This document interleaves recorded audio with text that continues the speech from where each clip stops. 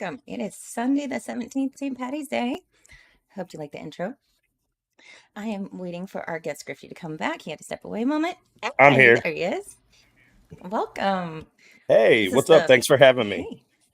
Yeah, it's been a while. This is the first installment of the Rando report because I don't have a stream schedule anymore.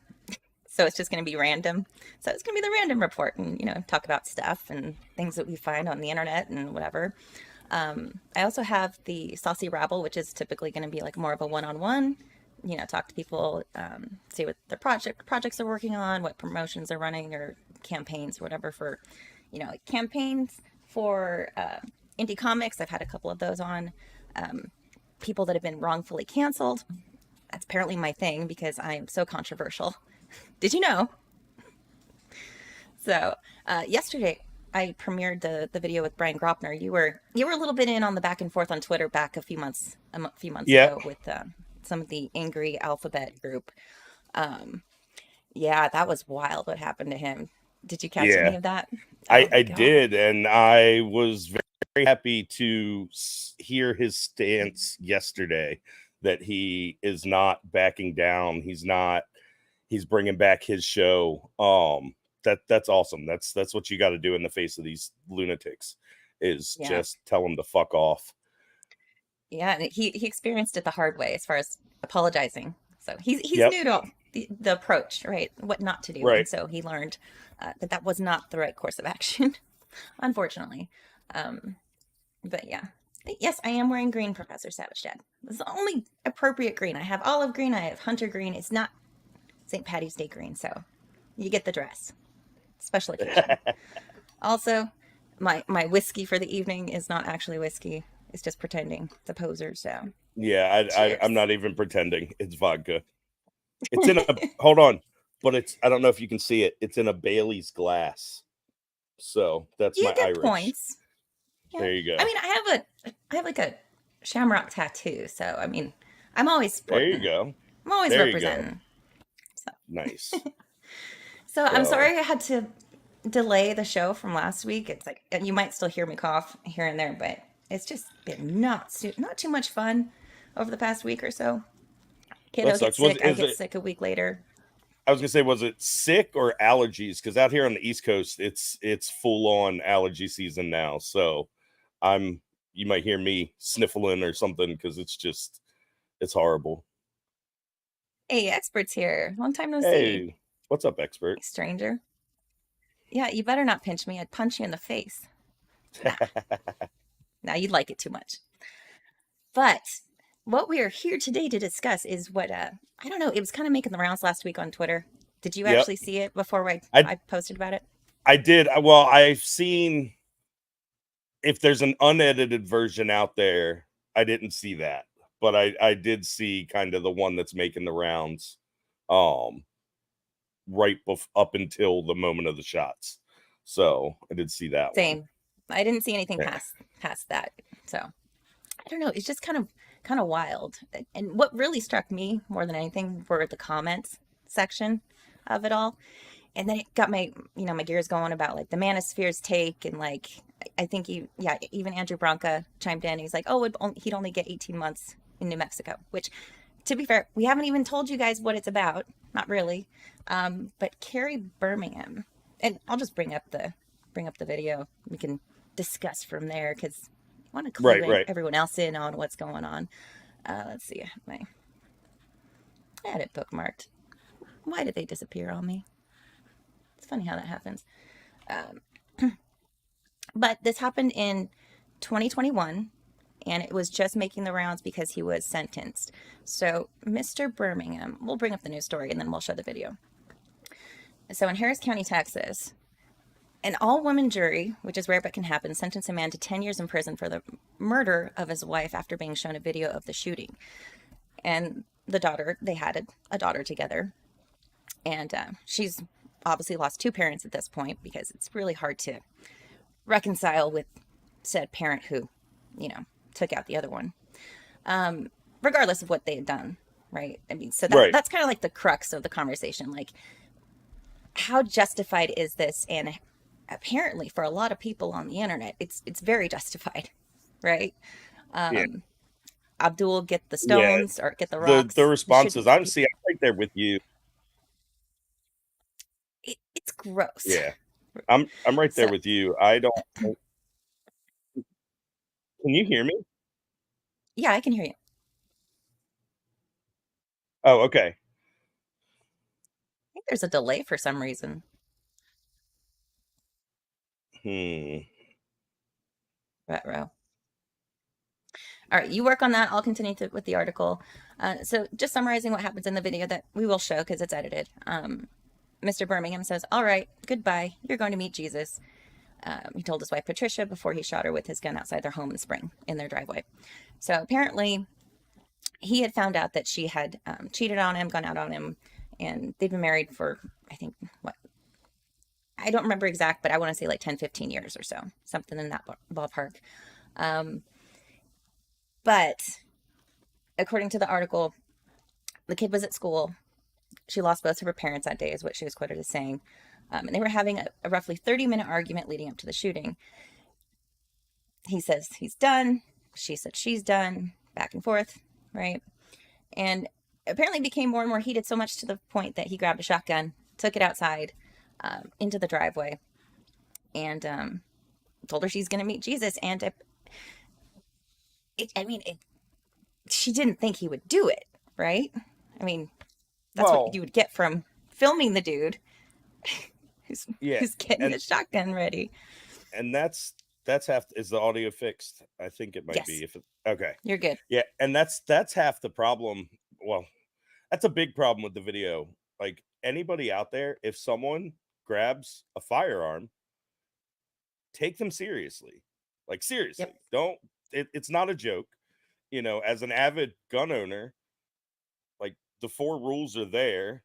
And if someone's breaking one of those four rules, you shouldn't be around them, whether it's a loved one, a friend, or a stranger. Like don't don't mess around with that stuff. Like the guy was obviously in distress and off his rocker, so she should have just left.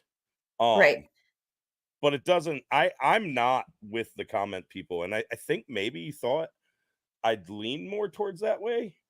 And like I said in DMs, if he had come home and found her in bed with some other guy, you know, and he carries every day, he has a pistol on his side, and just in that moment, he loses it.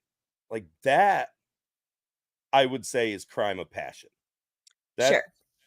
that's a crime of passion. This, a 30-minute argument with your wife where you both just decide you're done.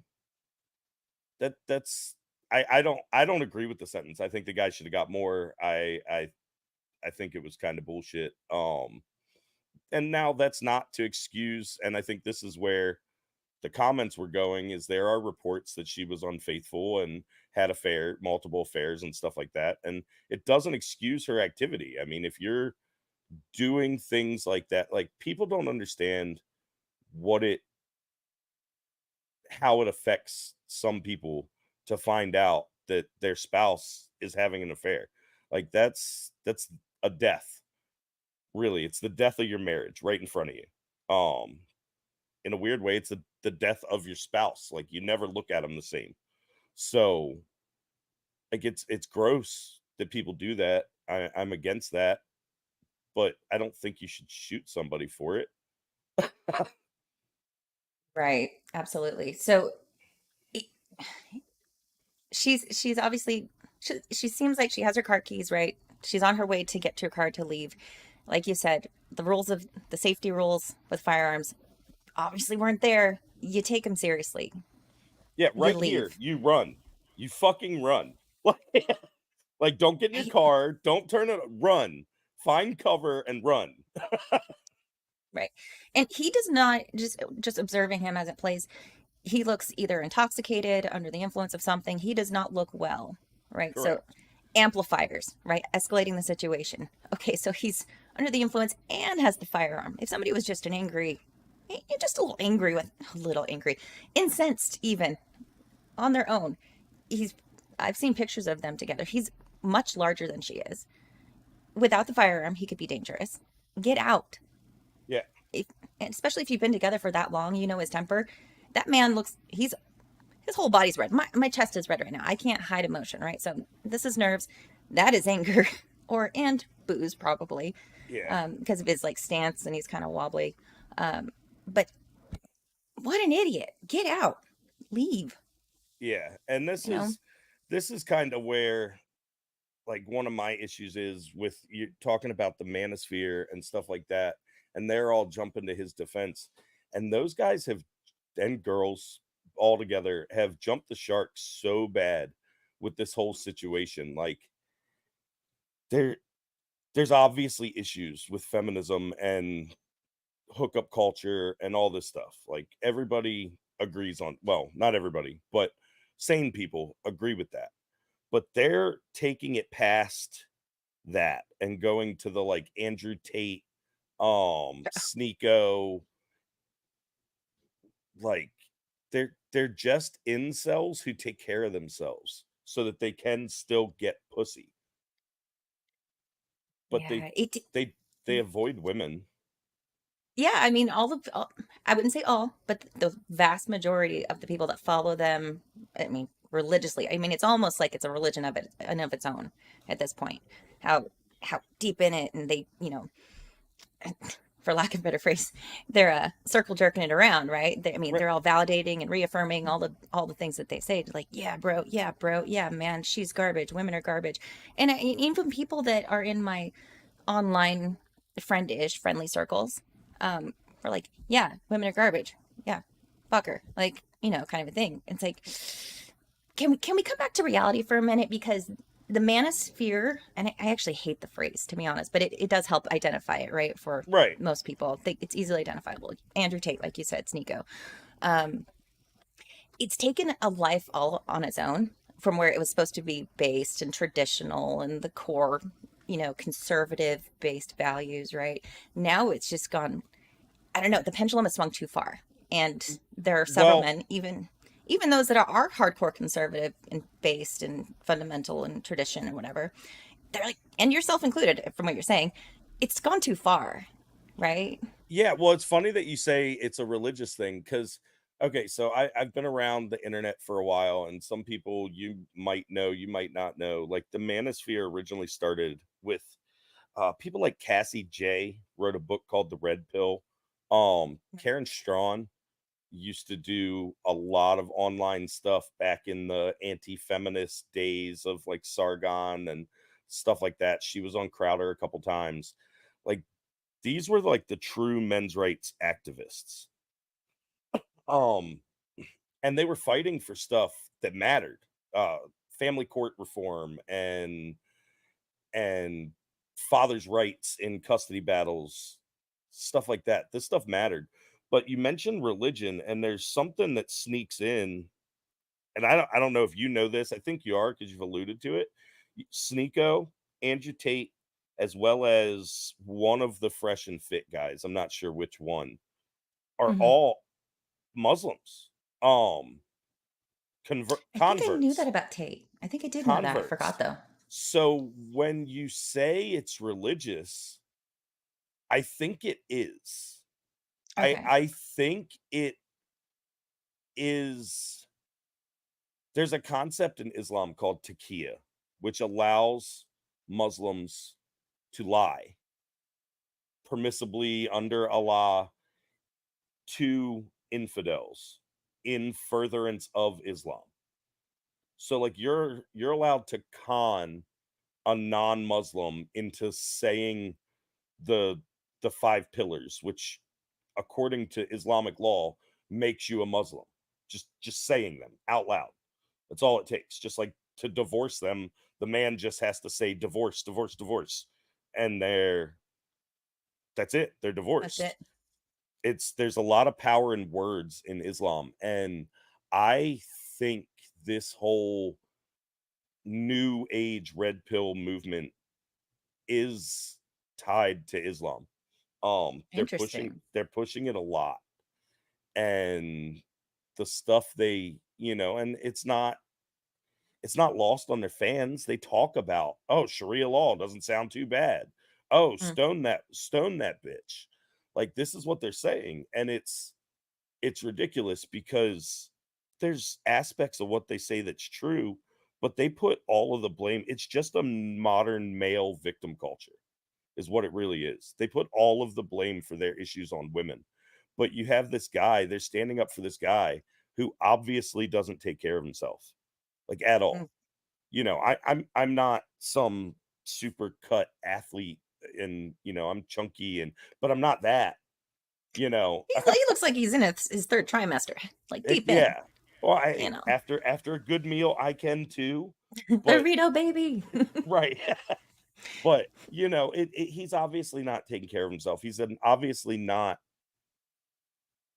the man of the family. And I think I know you and I have I've had some takes that you thought were a little spicy sometimes about, like, women having an Marital obligation. dues. Yeah, having an obligation to fulfill the physical needs of their husband in a marriage. We'll talk about that. We're going to circle back to that. Okay. Okay. But it starts with the responsibility of men. I'm going to sound like Jordan Peterson here for a second.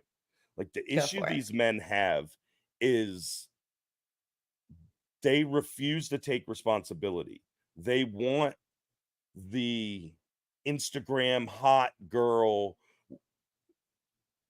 but then they bitch that she's the ethos.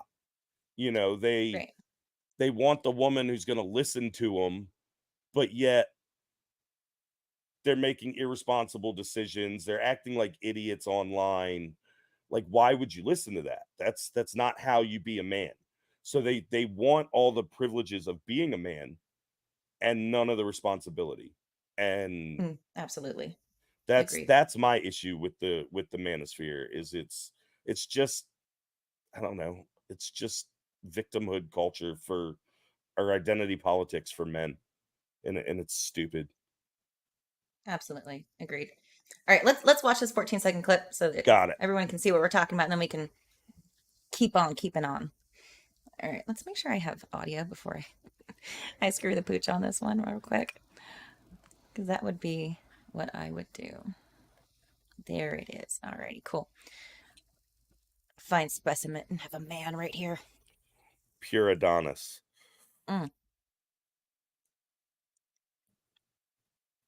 Hello, internet. Try again. I'll pull it. I'm mad enough to pull it. Okay. All right. Goodbye, Reese. Nice to know you. You go meet Jesus. You really want this on video? I'll pull it. I'm mad enough to pull it. Yeah. Back her out. He's not walking. His dick's hanging out. Well, somewhere under there. I mean, sorry, but enough that it has to be blurred. Sure. I'm still getting over this cough, so if you make me laugh, you're gonna send me into a whole thing. So keep in mind. Challenge accepted. Damn it. Okay. Let's see. Alexa says this happened in Texas. Born center, but you gotta admit women control the sex in the world. No. I yes. By design. No. By design. Well, it should be. They should. Yeah, but okay. All right. Are we okay? Let's talk a little bit more of the manosphere in this situation before we jump into the marital dues talk, because I have words and questions. Okay, so it's like you were saying, as far as like this, it just comes off like this victimhood mentality from, no offense to anyone that's listening, failed men that aren't living up to the standards that they even preach, right? So one of the comments on this post was really reading into the situation. We don't know who these people are. We don't know what their relationship has been like. How many times, maybe he's even gone out on her. We don't know. But in this specific situation, he was confronting her for going out on him. That's all we know. For sure. Somebody in the comment section, and I saved the screen grab and it's in the thumbnail, he said he killed her because if she left him, she was going to be rewarded by the courts and take his home and other resources. This way, he will have something to come home to in 5 years once he makes parole. I was like, wait. You don't know them. And to say that that was his reason, I think he was just pissed off and kind of, lost it and probably intoxicated. Um, but to infer that, oh, she was just always a whore, she was always this, that, whatever, which you said that you had seen in bits of information that it's a repeat thing, then fine, he should have left her already, right? I agree. So this whole, okay, as someone who's been through family court and a divorce, and my The other first reason why I wife, wanted you to talk about it. my first wife never worked. She was stay-at-home mom. I was sole provider, and I'm now sitting here 4 years removed from my divorce. I won custody of my kids once. I sent them back to live with her during COVID because of the at-home learning. I couldn't single dad and do their And work schooling all at full-time once. and school. Yeah. And we thought it was going to be 2 weeks, right? So I was like, hey, go down to your mom's for 2 weeks and then you'll come back. Well, 2 weeks turned into 3 years. I had to go all through the courts again. I've won custody of all 3 of my sons twice. I pay 0 alimony. And I did it without a lawyer. I did it by being smart.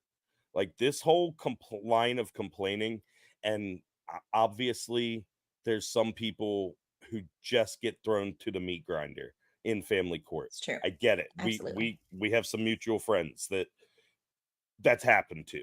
Mm-hmm. So, but for the most part, I feel like this is the equivalent of blacks yelling about systematic racism. I really do. I think it's a cop out. I think it's a cop out. I think we know what the problem. So the way I was able to be successful is I was aware of the problems and I was aware of what I needed to do to be successful in that circumstance. And I knew my threshold was higher. So I saved all of my text messages. I had a giant desk calendar that every interaction that I had was notated on. Every time she missed letting me talk to the kids, every time she was late for a drop off for a visit, like you have to document all of this stuff. And at the end of the day, that bias that the court has, and the court does have a bias towards the mother, particularly with younger children under, say, 8. That bias can be overcome. Is it right that the bias exists? No, it's stupid. But there was a rationale behind that originally when the whole court started to get involved in the first place, right? Correct. I mean, there was a reason. It wasn't just arbitrarily women are great. They should be the kids should, be with the mom and have everything. I think there was. I mean, because like you said, let's say when was all that enacted? In like the 40s, 50s? No, most of that came like alimony and stuff has been a thing since like English common law. Okay. But most of the issues coming out of family court really stem from when Reagan legalized no fault divorce. No fault divorce was like the big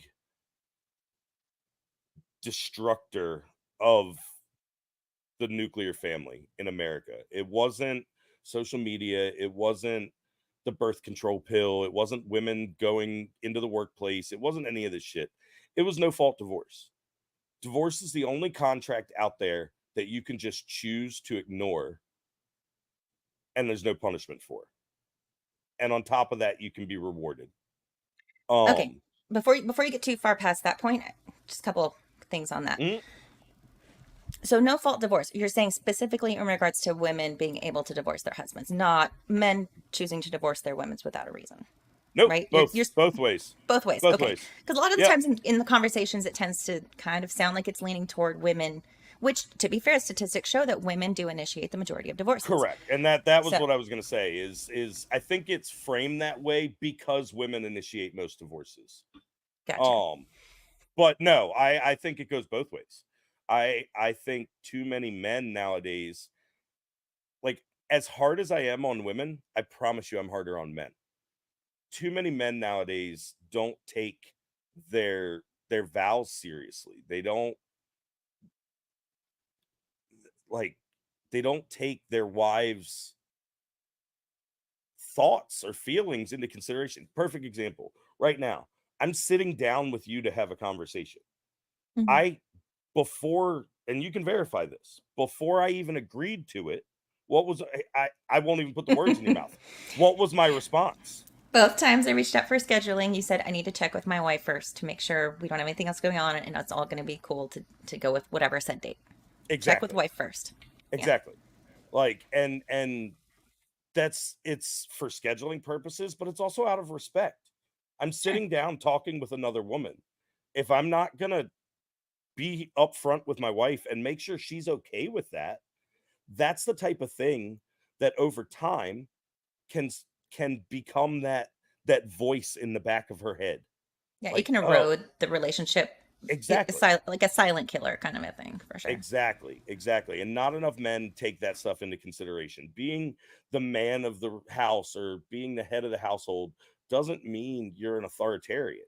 Like I don't know where people on the right started being in favor of authoritarianism, whether it's in government or in the household. Yeah. The other point that I wanted to make as well is I think the government should GTFO out of the relationship I agree. aspect. I do to some degree understand the whys in some cases, but from a rational standpoint, I'm like, no, why are they even involved in this? Because from my understanding and what I've heard from other people is that even if a couple mutually decides to part ways, they have a child, the courts will tell the wife or tell the woman, no, you're going to be getting this much, or Mr. Man, you owe this much, regardless of, hey, we just want to part ways. We don't want an arrangement. Is Maybe. that true? Or is that state Well, specific? it's so there's a couple different things. One, the courts don't get involved unless you involve them.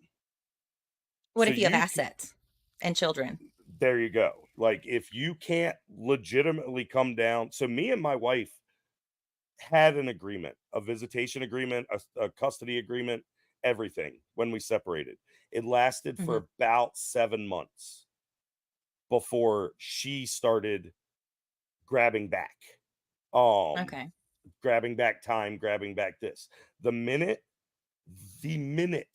she stopped abiding by the agreement that we came to, I went to Mm-hmm. court and filed. And that's one of the biggest things men need to do. Men have this problem where they think they can fix everything, including their marriage. So when their marriage is falling apart, they don't want to admit that it's falling apart. And whether you agree, I personally, I don't agree with divorce. I think divorce is wrong, not from a religious standpoint, but from a child rearing standpoint. If you don't have children, I don't care if you get divorced. But if you have children, it's so damaging to their mindset that I think only the most severe circumstances should people be allowed to get divorced. And normally they fall under what's the 4 A's: adultery, abuse, abandonment, or addiction. Um, those 4 things are what fall under at fault divorce in most jurisdictions. Anything outside of those is no fault. And so I filed for divorce, and it was so shocking to the court that the first time we showed up, the judge had to direct the bailiff that I sat on the plaintiff's side of the courtroom, because they just automatically were trying to guide my ex-wife to that seat. And the judge was like, no, no, no, the father is the petitioner. Oh no. Swap it up. Switcheroonie here. Yeah, so Probably very rare. I mean, it is, and that's and a that is a problem. testament to you, and it's a problem in not only the system but with the men. A Exactly. lot of them don't fight. A lot of them don't care enough to keep receipts and challenge the woman, and that's a whole nother culture in of its Then own. bitch when they get bent over the table. There you go. Like, take responsibility. It all comes back to that. You have to take responsibility for what's happening in your life. And even I'll get real personal here. For risk of the ridicule of the internet, my first marriage fell apart because I found out my wife was having an affair. I was at work. My landlord called me, asked me if I got a new car. Oh, I said no. Why? And he was like, oh, no reason. So, needless to say, I rushed home and I didn't find anyone there. But when confronted, she admitted that someone was there. And for about 3 days, I kind of listened to her bullshit until one night she had fallen asleep and her phone went off. And it was a Facebook Messenger message from the father of one of our kids' friends. And that's what it was. They started talking while she was at the bus stop. Taking the kids to school in the morning. I was working 70 plus hours a week. And obviously I didn't, I say obviously because it's my life, but there was never any abuse. There was, there wasn't a ton of money, but I did okay. I was a district manager for a pizza shop in Richmond, Virginia. I did okay, provided for the family. But I didn't have time, and it doesn't excuse her actions, but I never thought of myself as a victim, even in that situation. Like, I wanted to fuck the dude up, like real fucking bad. He'd been in my house. He'd shook my hand weeks prior. He was at my kid's birthday party. So like the emotional side of me was like, I want to get my hands on this guy and fucking kill him. fair. But because I was aware of the situations in family court, I knew that if I did that, that would lead to a temporary restraining order from Yep. him or from my ex. The minute you have a TRO, you're viewed as an abuser in court, and it puts you that much farther behind the 8 ball. So I kept myself calm. I focused on my kids. Yeah. I focused on my 7 kids. steps ahead. And I started documenting everything. And that's how I was able to get through it. It's not easy. I'm not going to sit here and pretend like it is easy. And did I catch some breaks? Sure. Neither one of us had the money to pay for a lawyer. If she'd have been able to get a lawyer, but I couldn't, I'd have been in a world of fucking trouble. Hmm. But if she'd have gotten a lawyer, I'd have found a way to get one. That's kind of what it came down Find a to. way. Yeah, you do that. That's what a man does. That's what any person should do. But to bring it But you back to hear the masculinity thing, that's what a man right. does. He But you hear a makes lot of them shit that go, fucking "Oh, happen. I just got screwed. Oh, I Yeah. couldn't fight. I couldn't do this," and the system, and whore ass Yeah, women, and all this, that, woe whatever. is me. It's a little whack to me. To be It honest. is. I agree. I definitely agree. And it Not every case, by the way. Not right. every situation. Yeah, God, yeah, fucking disclaimer to the world. Anything Right, please. either one of us are saying, obviously individuals are individuals. Relationships are all different. If it works for you and you have a healthy relationship and you're raising your kids right, I don't give a shit what you do. But we're talking in generalities here. We're talking what the majority of normal humans deal with. So, but yeah, it really is. You have to be smart as a man if you know you're up against it. And it's the same thing we say to black people when they're bitching about someone getting shot by the cops. We're like, well, look at like the one guy who got shot like a bunch of times in his back and couldn't walk because he was trying to kidnap his kids or whatever because he ran around the car to get the knife. David Blake, I think. Oh, Yeah. yeah. He had that chick on the ground with a big butcher knife or something, or was that someone else? That was a different one, but Oh that no, it's a one's different crazy one. too.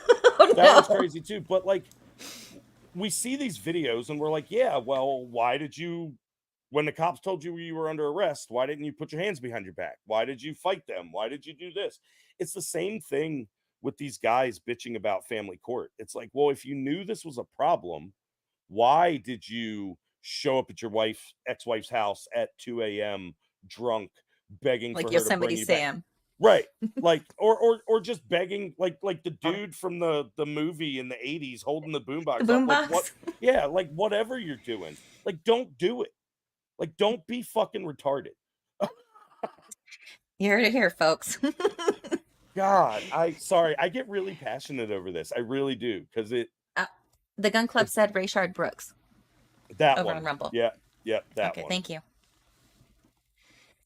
Yeah, I mean, especially if you have firearms too, you're getting all those taken away from you, right? If you get a TRO, Yeah, anything like that, you're at risk for a lot of bad things coming your way if you yeah, don't pull yourself together and go about it with reason and planning and foresight, right? yeah. And there's plenty of time. Like I'll tell you 100% real right now. If I was walking down the street in Richmond, Virginia, and I happened to see that motherfucker right now, I would break his fucking face, because now it's just an assault charge. There you go. And I'm not breaking his face because I'm upset about my ex-wife or anything like that. My life is so much better now than it ever could be, because I didn't get jaded and I wasn't scared, and I met a good woman and we're married and life is amazing. And a new baby on the way. And a new baby on the way. Congratulations again, girl Thank dad. you. Yeah, I'm so Finally excited. gonna be a girl dad. So excited for the girl dad life. But it's the disrespect. The disrespect of that action is what would make me hit him to this day. Sure. But it wouldn't be. I've seen him a million times when we're doing visitations or anything like that. Anything that involves the kids, hands off. Oh, is he still? I'm sorry, they're TMI. together. Yeah. Oh, okay. I didn't put that living together. in my old house. Okay, because I was thinking, okay, so he's just randomly going to see him maybe someday walking. Oh, okay, there are times frequently that you may see this person. Yes. Okay. Oh, I see him all the time. Got it. I see him all the time. Well, not so much, because there's not a ton of visitation happening at this point. But when there is visitation, I always see him, because my ex-wife doesn't drive. So, hey, what's up, Jeff? Hey, Legal Vices, my first super chat of the night. I think I've gotten like 2 or 3 ever. 10,000. I sent one. I'm gonna call them woolongs, because I don't. First. You were making sure that it worked. Thank you for testing it out. And telling everybody else that it worked. Hey, thank you, Legal Vices. Good to see you. Hope you survived your St. Paddy's Day in Korea. Do they celebrate St. Paddy's in Korea? Well, I'm sure the white folk do. That's true. I don't know. A lot of people celebrate other holidays just because it's something to drink to. Why not? Especially if it's, as we know it in America, a drinking holiday. There you go. Cheers to that. Cheers. Come on, lame, send your money. Jeff with 10,000 wishes because it's fake money. She didn't wear the tank top for nothing. It's a wiggle dress. I put on a whole dress today. Thank you. I get secondhand embarrassment from all the criticism toward leggings and the mom life box wine. I'm like, oh no, it's me. But you get a dress today because it's the right color. That's it. There you go. Legal Vices, I celebrated it 5 times, basically drunk for 48 hours. Oh, not good. You mean very good. Yeah, I'm not seeing the problem. And holy moly, we have 102 live viewers on YouTube. That's wild. I usually can't break 30. Go. Well, thank you, everybody, new people. Hey, yeah, what's up, everybody? Make sure you hit that subscribe button. Jess is the shit. She's changing up her channel a little bit right now, but I hope we can maybe get some game nights back at some point in time, because they're a blast. Yeah, I mean, I'm mulling through some ideas for like somewhat regular-ish content. It's just like the weekly streams where I was like on either mine or like a couple other different channels, like 6 days a week. I got burnout, so took a little bit of a break, and now I'm brainstorming again. There you go. Well, smash that like good. Button, says Mug. Thanks, Mug. And Mr. What's Scott, up, Mr. Scott? Hello. Oh, hey, what's up, Mug? I did want to ask you, before we get too far away from it, you had said that there was no abuse in your previous marriage, right? And she goes and up and does this. You find out there's a few days where she's trying to feed you lines of bullshit, right? Was she trying to reconcile at that point? So on the Not to get too surface- personal. If it's too no, personal, no, no, no. It's fine. Like I think it's hard for me to sit here and talk about what guys should do and all that if I'm not willing to explain what I went through. So Fair. nothing's off limits. If it's too personal or if it's something I don't want to put on the internet because my kids could find it, then I'll let you know that. But other than that, so I think like on the surface, that's what it appeared. What I've come to believe is she was planning. She was biding her time, trying to get her ducks in a row, which I think she was already doing. So if I'm being honest, I think it was coming whether I found out or not.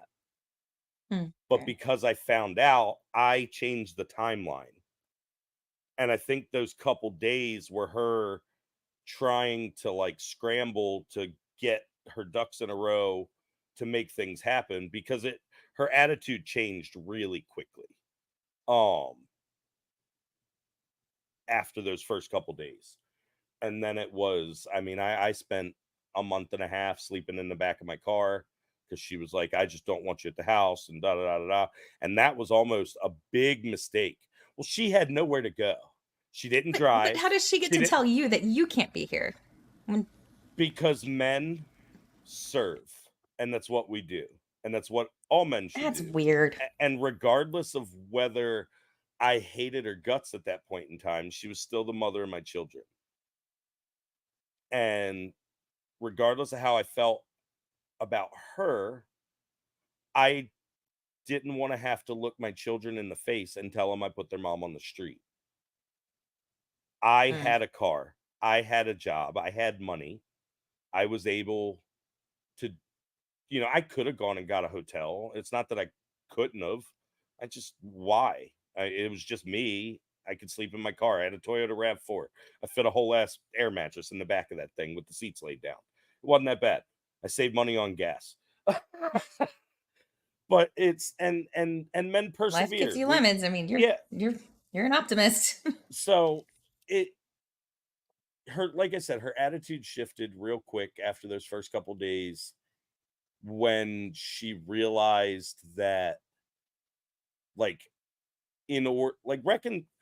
here's the thing. Had she behaved right after the incident, I would have reconciled. I wouldn't have left her because I don't believe in divorce. Even in that instance. But did she go ahead. Did she, in those conversations, did she say why? Did she give you a reason? She was lonely. Oh, that's a bullshit reason. That's what I thought. Well, I mean, if there was no abuse, if there was none of this, that, whatever, I mean, maybe that's a bad way to articulate it, but did it make you, once that relationship was over and looking to get into a new relationship, a new marriage, enter into that, did it make you do a reevaluation of yourself and what you were doing to make sure that that kind of situation wouldn't happen again? I know you did say that you were gone a lot, you were working a lot. But yeah, well, a combination. So it wasn't so much when I got into a new relationship.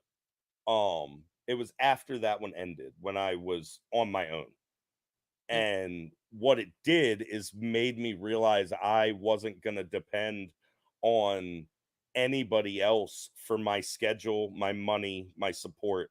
I was going to do it on my own. And I started off by driving Uber and Lyft. But since that time, I've been a small business owner. I've never collected a paycheck from anyone else since that day. Oh, wow. Yep. We got a super chat from Born Center. Hey. Everyone should be paid for time worked. This should cover the 15 minutes it took to squeeze those beauties into that dress. Damn, that's $80 an hour. Holy shit. To be fair, it only took about 5. It's a wiggle dress. So regardless, you gotta put some work in. Thank you. Thank you for recognizing that.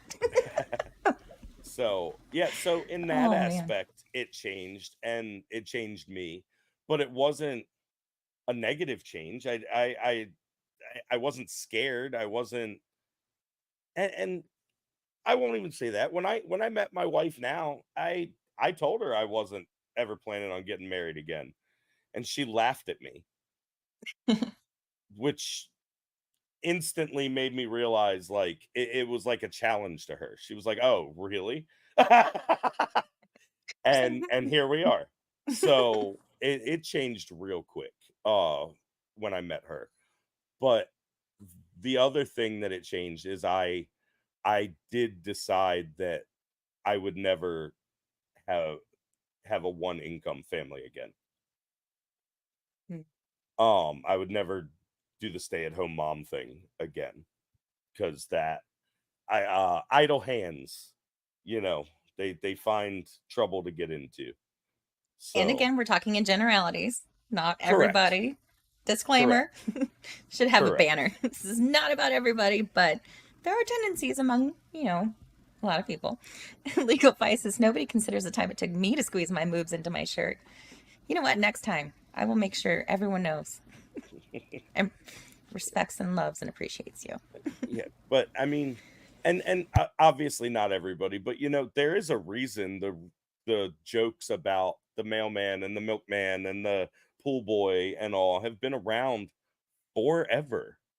Forever. Yeah, it's true. Because it unfortunately, if you don't keep your mind focused as a stay-at-home mom or stay-at-home dad. I have friends who are stay-at-home dads now. Their wife is the breadwinner. She has a better career. They stay at home to homeschool the kids and all. And if they didn't focus, if you're going to be a stay-at-home parent, you have to view it as a career. Yeah. And I my mean, ex that's didn't. My ex that's the didn't. way that excuse me one second.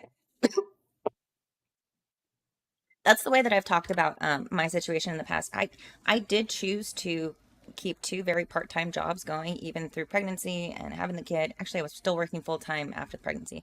And then I'm like, okay, I need to devote more time to my kid. I can't do all of this and baby you guys at work and take care of my kid.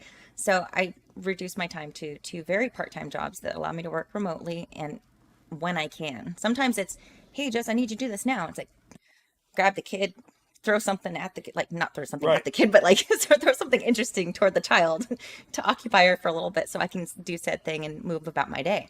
But the other angle, other way that I've talked about it was that the house had become my job. I mean, I had always managed the house. I'd always done all the cooking, majority of the cleaning. I had already always done those things.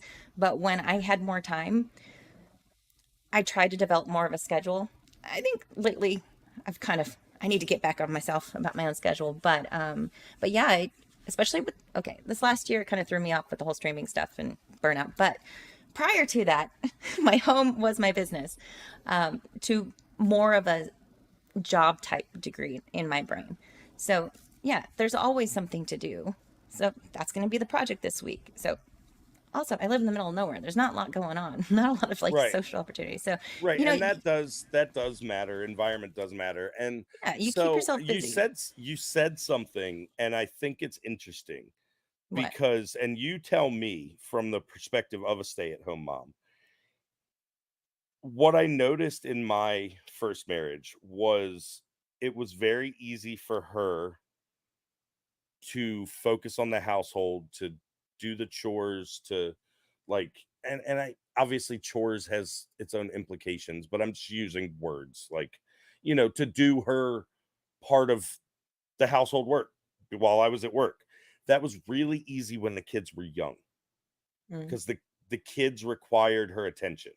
So like she was motivated, she was up dealing with them. While she was dealing with them, she was cooking breakfast, she was doing this, she was doing that. It's a job. As the kids got older and got more independent and started playing video games or going Mhm. outside, or she found, instead of filling that time with doing stuff around the house, or even doing something to better herself, finding some sort of part-time job, she started watching makeup tutorials and spending time on Tumblr and doing all this stuff that we now know a decade later obviously has had horrible influence on women and men. We're talking about the red pill sphere and all them. Everybody. It's yeah, it's very easy to have your mind completely shifted in that environment. And instead of, as the kids became more independent, it became more of an issue with her being a stay-at-home mom. Got it. Yeah, I mean, my kid, she's in kindergarten. And I don't know if it's the same over there, but back in our day, we're of the same vintage. Kindergarten used to be from like 8 in the morning to noon, or there'd Half be an day. afternoon class, half You days, you had AM PM kindergarten. right? Not Now anymore. it's gets on the bus at 8, gets home at 4. Yep. Well, that's because the Good government wants your grief. kids. It's insane. That's because the government thinks they're their That's kids. true. Defund the Department of Biden Education. just said he wants universal pre-K for 3 and 4-year-olds. So, get ready for that. Ugh.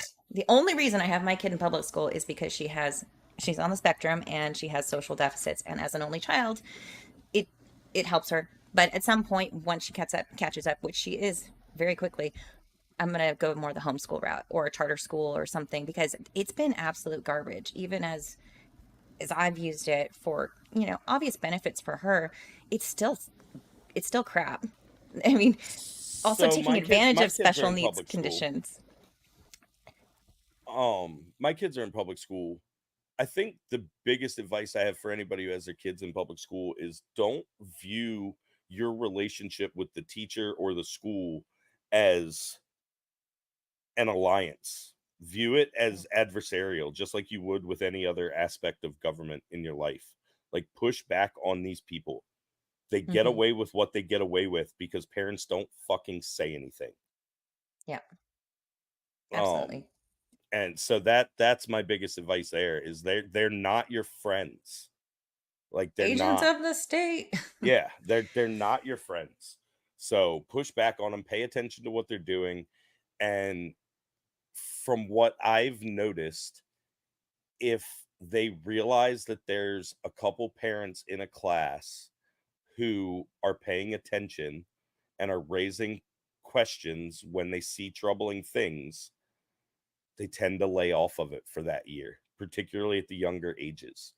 They don't want the attention. They don't want people to see what they're doing. So if they Yeah. know that there's a parent that's got their finger on the pulse in that class of one of those kids, they'll just wait for their next class. And I mean, that's horrible. We don't want the teachers doing it at all. But if you can at least protect your kid, like that's your duty, is to protect your fucking kids. Yeah. Keeler says, my mother is having the opposite issue. She's a teacher and she has to pass the kid that doesn't do their work because the parents make her life hard if she doesn't. Ugh. It's gross. All of it's gross. But sorry to derail our conversation there with the school system. Oh, but, no, but, you're good. But I was touching on even my kid going into kindergarten. She's gone a full day now. So when I'm not doing the editing and I'm, work is a little slower or whatever, it's like, what am I going to do? Okay, baseboards need it. Carpet needs cleaning. But at the same time, I mean, there's only so much cleaning you can do and new recipes that you can find, which I really enjoy doing. But yeah, I've been looking at more work because I like to stay busy. So, Well, so the but there difference are there with my wife, the first wife, my kids are 16, 15, and 8. So there's a big gap there. And if you do the math back on that 8-year-old came around right around the time the first two went into school, because a conversation was had where I said, hey, the kids are at school all day. Oh, Why don't you find a part-time job while they're I'm at pregnant. school? Oh no. And then it was, I want another baby. Oh no. I'm not even joking. Oh gosh, girl. Oh my gosh. Disavow.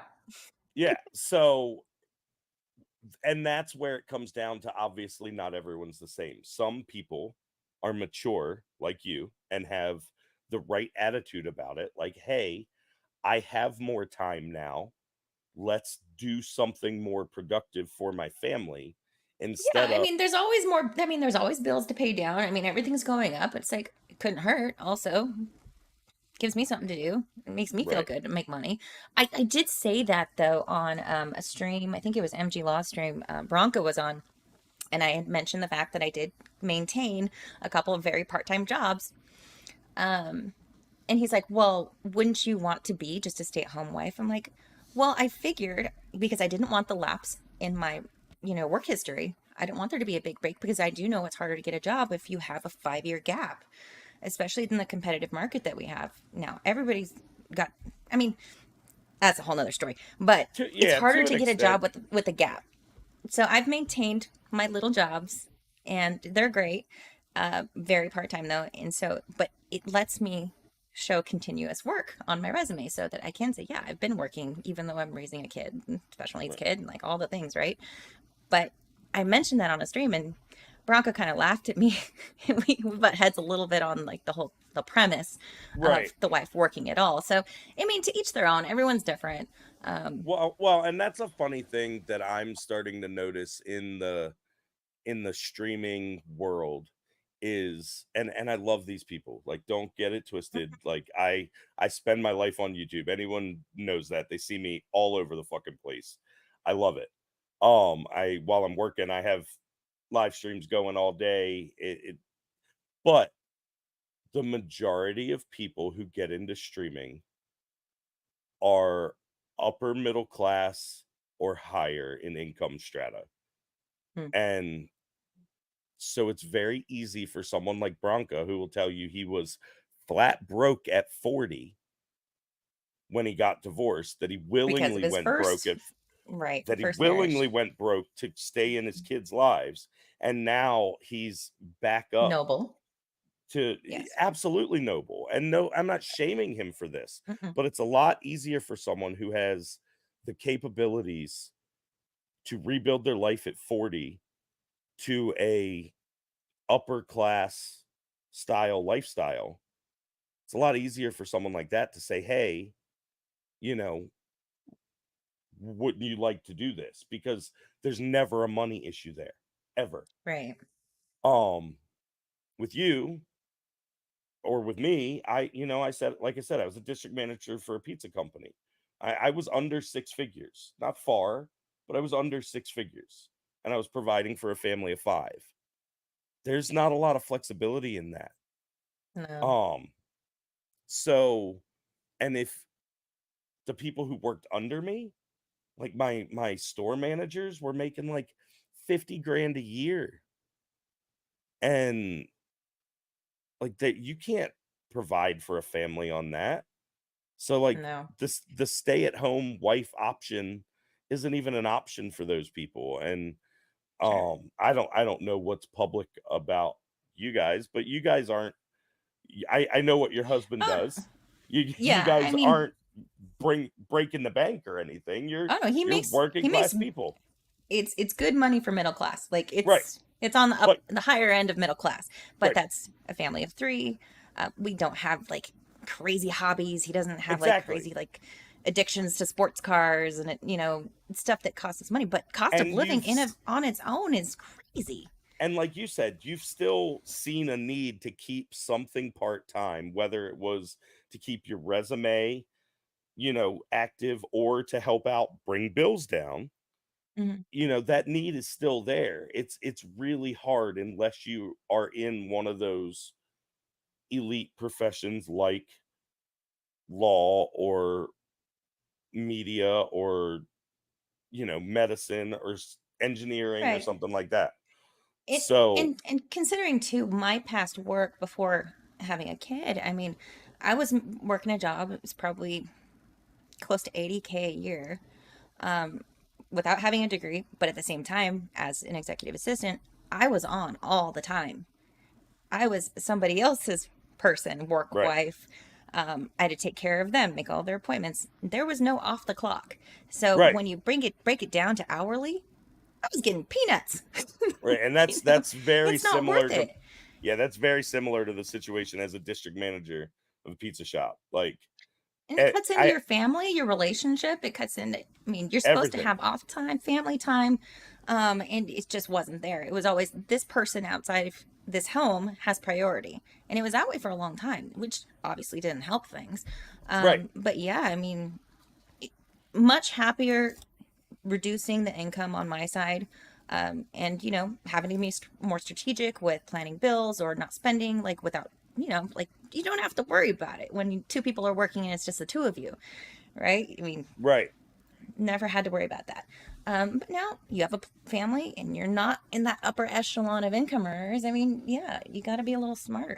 And I understand the whole, if you're in the middle class, even the mid range of middle class, having a stay-at-home wife isn't likely anymore for most places. Yeah. I mean, I'm in California, it's retarded And here, I was gonna say, but and to be clear, like to some people, I've lived out in the rural areas of the East Coast most of my life. Other than my childhood, I grew up in Baltimore. But it you hear a salary of you saying you made like almost 80 grand. And to someone in the country out here, that's a ton of fucking money. But in California, that's Bay Area too. yeah, I mean, so that's Bay like Area the wasn't very equivalent. high, It's like the equivalent of minimum wage out here. pretty much. Like you probably couldn't even afford to live as a single person on less money than that in California. No, I mean, just for perspective, that was the suburb about 40 minutes inland of San Francisco, and then I was applying for work in San Francisco at the same time, 125 to 150 grand for the same job with same, you know, bachelor's degree not required, experience over paperwork. I could have, but it also would have tacked on an extra hour in commute time. So it's like on top of your day being eaten up by all these other people, commute time, it's just like that's not worth it. Yeah. Oh, I can You know, I can tell you that commute time's vicious. I posted about it on Twitter a little bit, but I just got a really big job because I'm a contractor now, carpenter, stuff like that. And I just got a really big job, but it's an hour away from my house. So like every day it's an hour there, work 8 hours, an hour home, you know, and then I hit traffic. We're getting into the summer. I drive through 3 different Delaware beaches from the job to my house. So yeah. it's And it's it's hard on the vicious. family, it's hard on relationships because we're talking about relationships in this stream. But yeah, I Yeah. mean, like you said, your first go around, like you were busy, you were gone a lot, and she Yep. ultimately said she was lonely, right? So See, bullshit and reason or not, here's the thing. I never even viewed it as necessarily a bullshit reason. What I did view it as was an excuse, because if it was the truth, and by excuse I mean like bullshit itself, like I don't think that was the reason. I think the reason was she didn't value our marriage, or she found him more attractive, or any number of things that could be the real reason.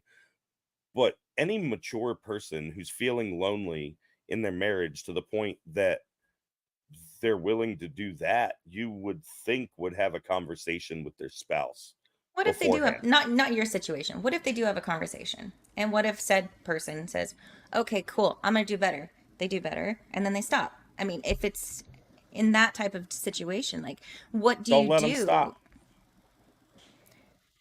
Okay, but then People are too afraid to tell their spouse when they're not happy about something. true. I mean, It, then you it's have other it, people that are very eager to tell like what they don't like about the other one. I mean, well, that's a whole they different thing. yeah, that's when the marriage is over. But like, okay, so you said, someone's lonely, they tell their spouse. Their spouse is like, okay, I need to put this as a priority. I need to pay attention to it. And you do for a while, but then bills start stacking up. So you take that extra shift at work, and then you're tired. So you maybe forget to send a goodnight text message or something like that. And that stuff starts dropping off over time. The the person who asked for that attention is going to notice it dropping off long before the other person notices that they're not doing it anymore. Sure. So just tell them. Be like, hey, like, I understand you grabbed that extra shift at work. I appreciate it. We needed the money, but you know, let's make sure that's temporary, and then we go back to what we had, because that was making me feel a lot better when we were doing that. And now that stuff's going away, and I'm starting to get those same feelings back. Like it is At it what takes point? I mean, because I think we're falling a little bit into a little while back about the manosphere guys giving way too much and projecting too much about people that they don't know, giving them all the benefit of the doubt. What in situations where people are just shitty, right? I'm not talking about you. I'm talking about just people being shitty. And you said no fault divorce, which I grew up, divorce is not okay. You don't get married, you don't, without taking it seriously. It's not just something you do on the weekend and go, oh, oopsie. And again, the reasons for divorce. I grew up, abuse wasn't even, well, yes, you could get divorced, but you couldn't have sex with someone else. So you couldn't get married again if it was just abuse. Right. So very strict. Right. If it was adultery, you could get divorced and marry again. Those were the only situations growing up that were deemed possibilities for people looking at getting into a marriage arrangement, right? This is serious. You know, it's not just something you can just change your mind about. So yes. Did you grow up LDS? Serious. No, something similar. Okay. That sounds very LDS. Very similar, but no. Okay. So I mean, it's gonna sound like a cop-out answer, but the answer is don't marry that person.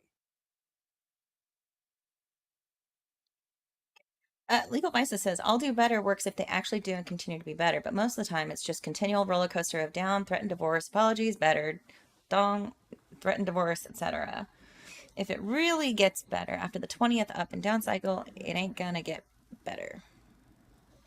And that's where your stance on the no fault divorce, because I keep hearing no fault divorce is bad. No fault divorce is bad. I don't think it's great, to be fair.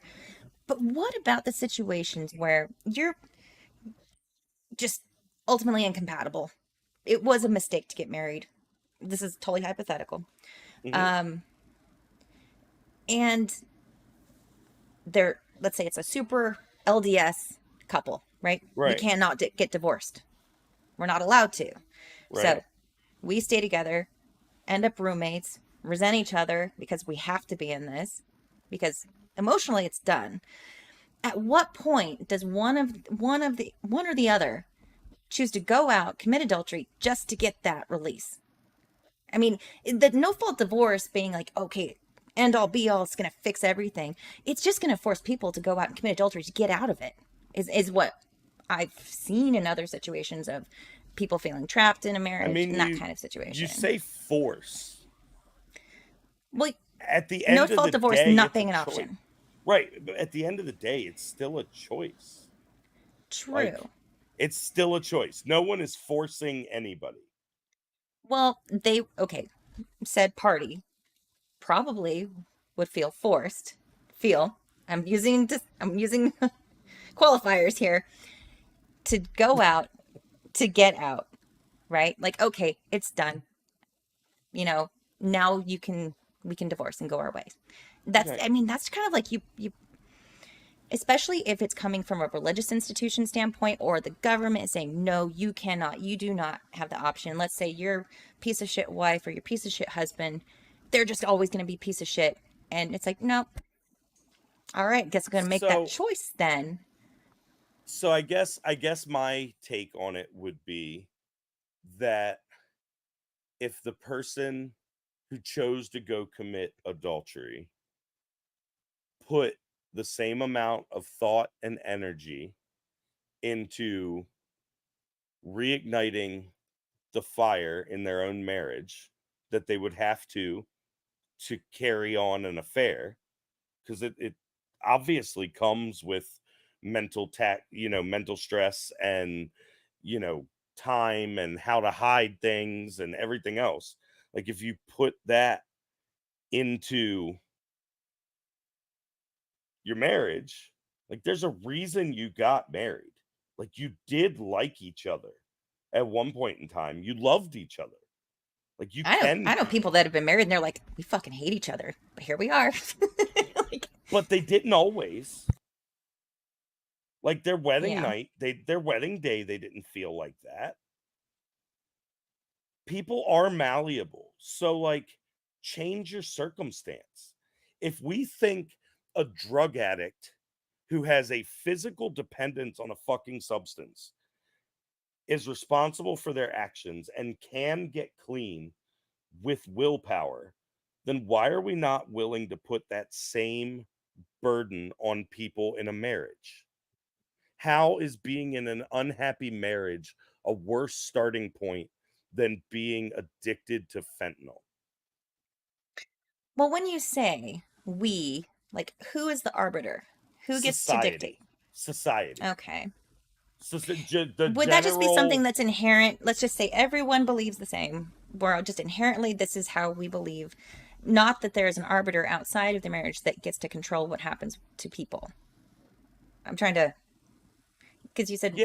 So something to the I effect of view allowing other people, and those are the kind of the bugaboo words that kind of. everything I'm talking about, and this is, maybe I'm rare in this aspect, but everything I'm talking about is strictly within oneself. Like, I truly live by, like, my word is my bond. Like, as a man, I, like, the things I say I'm gonna do, I do, because that's what you do. So if I take a vow to be married to somebody forever, then that, I have to stand by that. And I think everyone should. I'm with you that I don't think the state should be involved in marriage. I If the state is going to exist, then I guess I see a point in incentivizing the nuclear family and offering tax breaks to people who have more children to handle population rate and stuff like that. Like, I get it on the practical level, but I think marriage really does come down to the vow that two people make in front of their family and their friends and their God, if they believe in one. That's what matters. And so much so, my first marriage, we got married in the courthouse. It was strictly a legal thing. Um, Mhm. when it came time for me to get remarried, I insisted on a ceremony.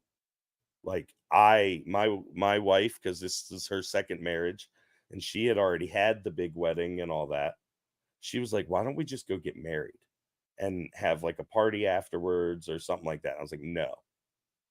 I was like, "No. These vows need to be taken in front of our family and our friends and God, because otherwise they don't fucking matter." It's funny, I had the opposite experience. Yeah, hey, hang on 1 second for me. Sure. Sorry about having to go off screen there. My little one just wandered in. Mommy is working. She did not want to leave. Oh gosh. Legal Vices says LDS can get divorced, but it's frowned upon. Yes, same as how I grew up. A similar, super guilt trippy language like no other success in life can compensate for failure in the home. Oh yeah, lots of guilt. So much guilt.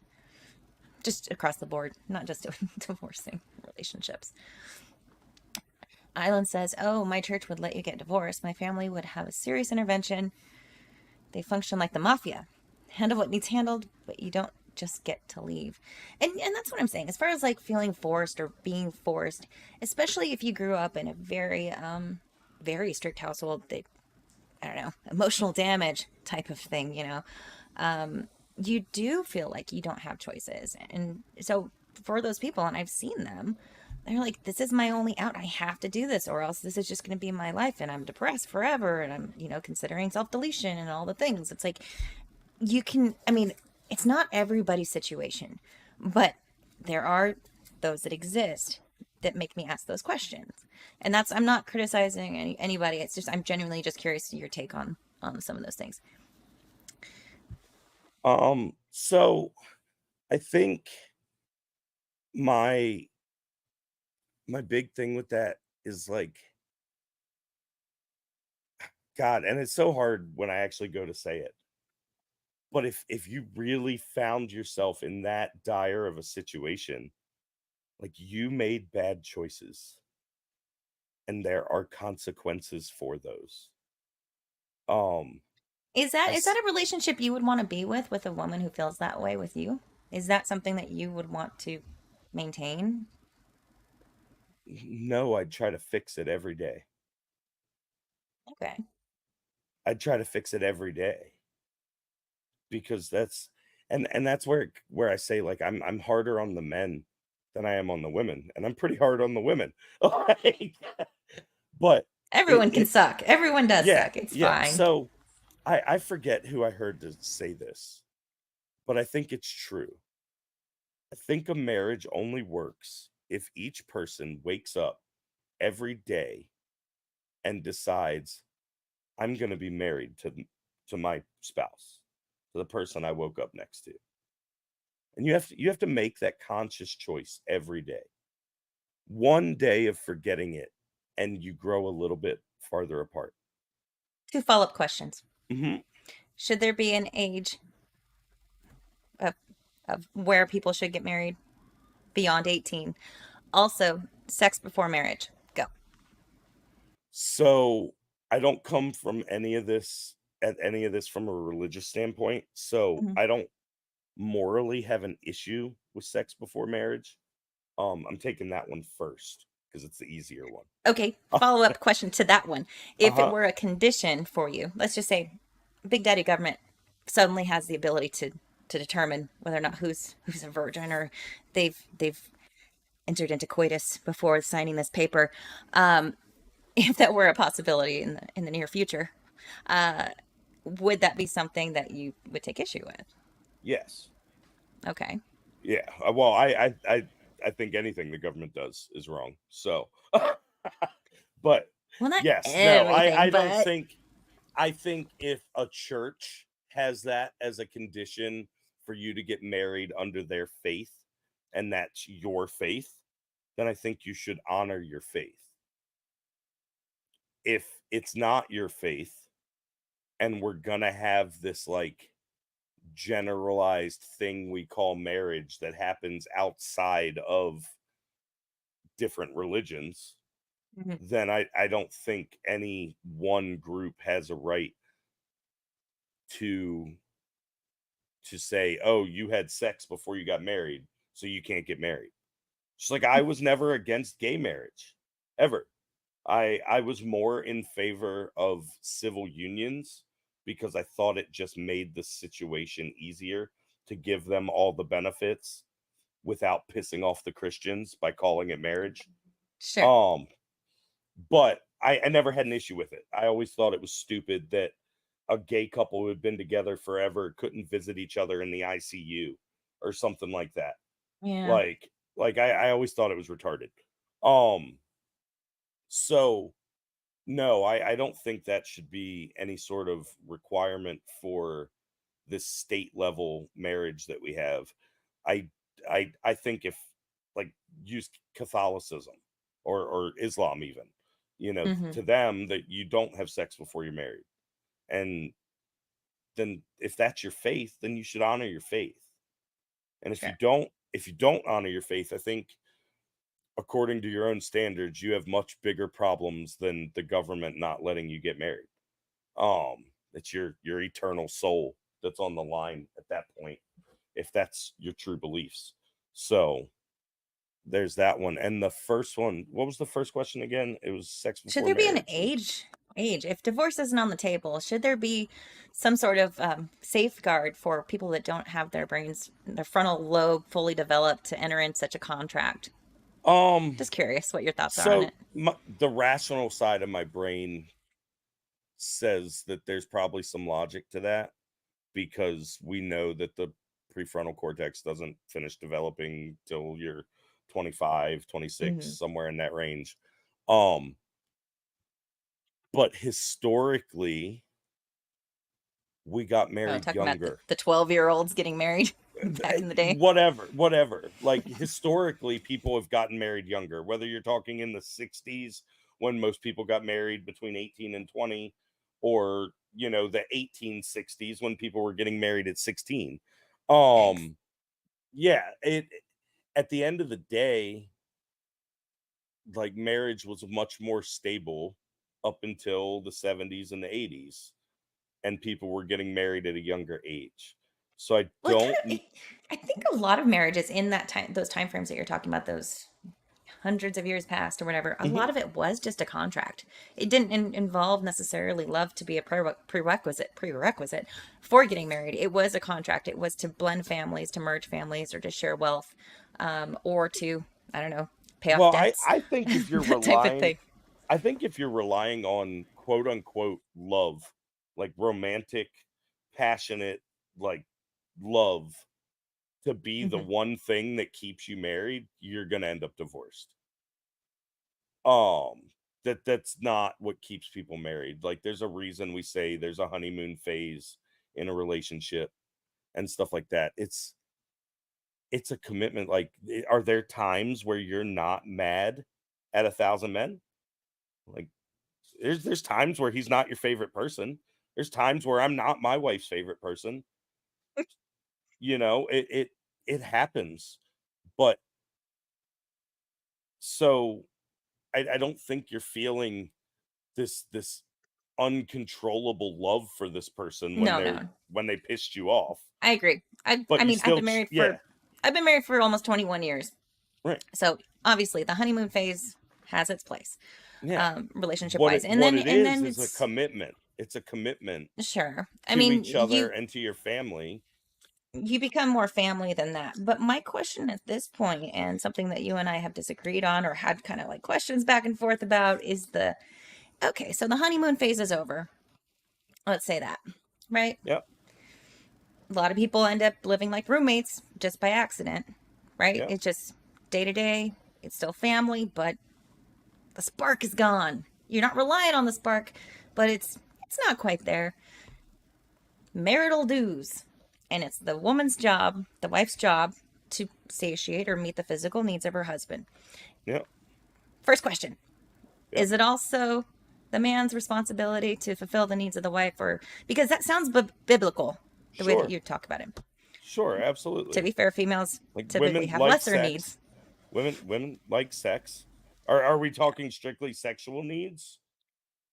Well, when we had the back and forth, it's her job and it's her Mhm. responsibility to take care of her husband. Mhm. It kind of sounded a little one-sided. So just clarifying questions here. So, yes, I think it's both partners' jobs to satisfy any of their partner's needs. I think men tend to value sexual contact more than women do. I think women feel needed and appreciated through acts of service more than physical going into the love Because language thing.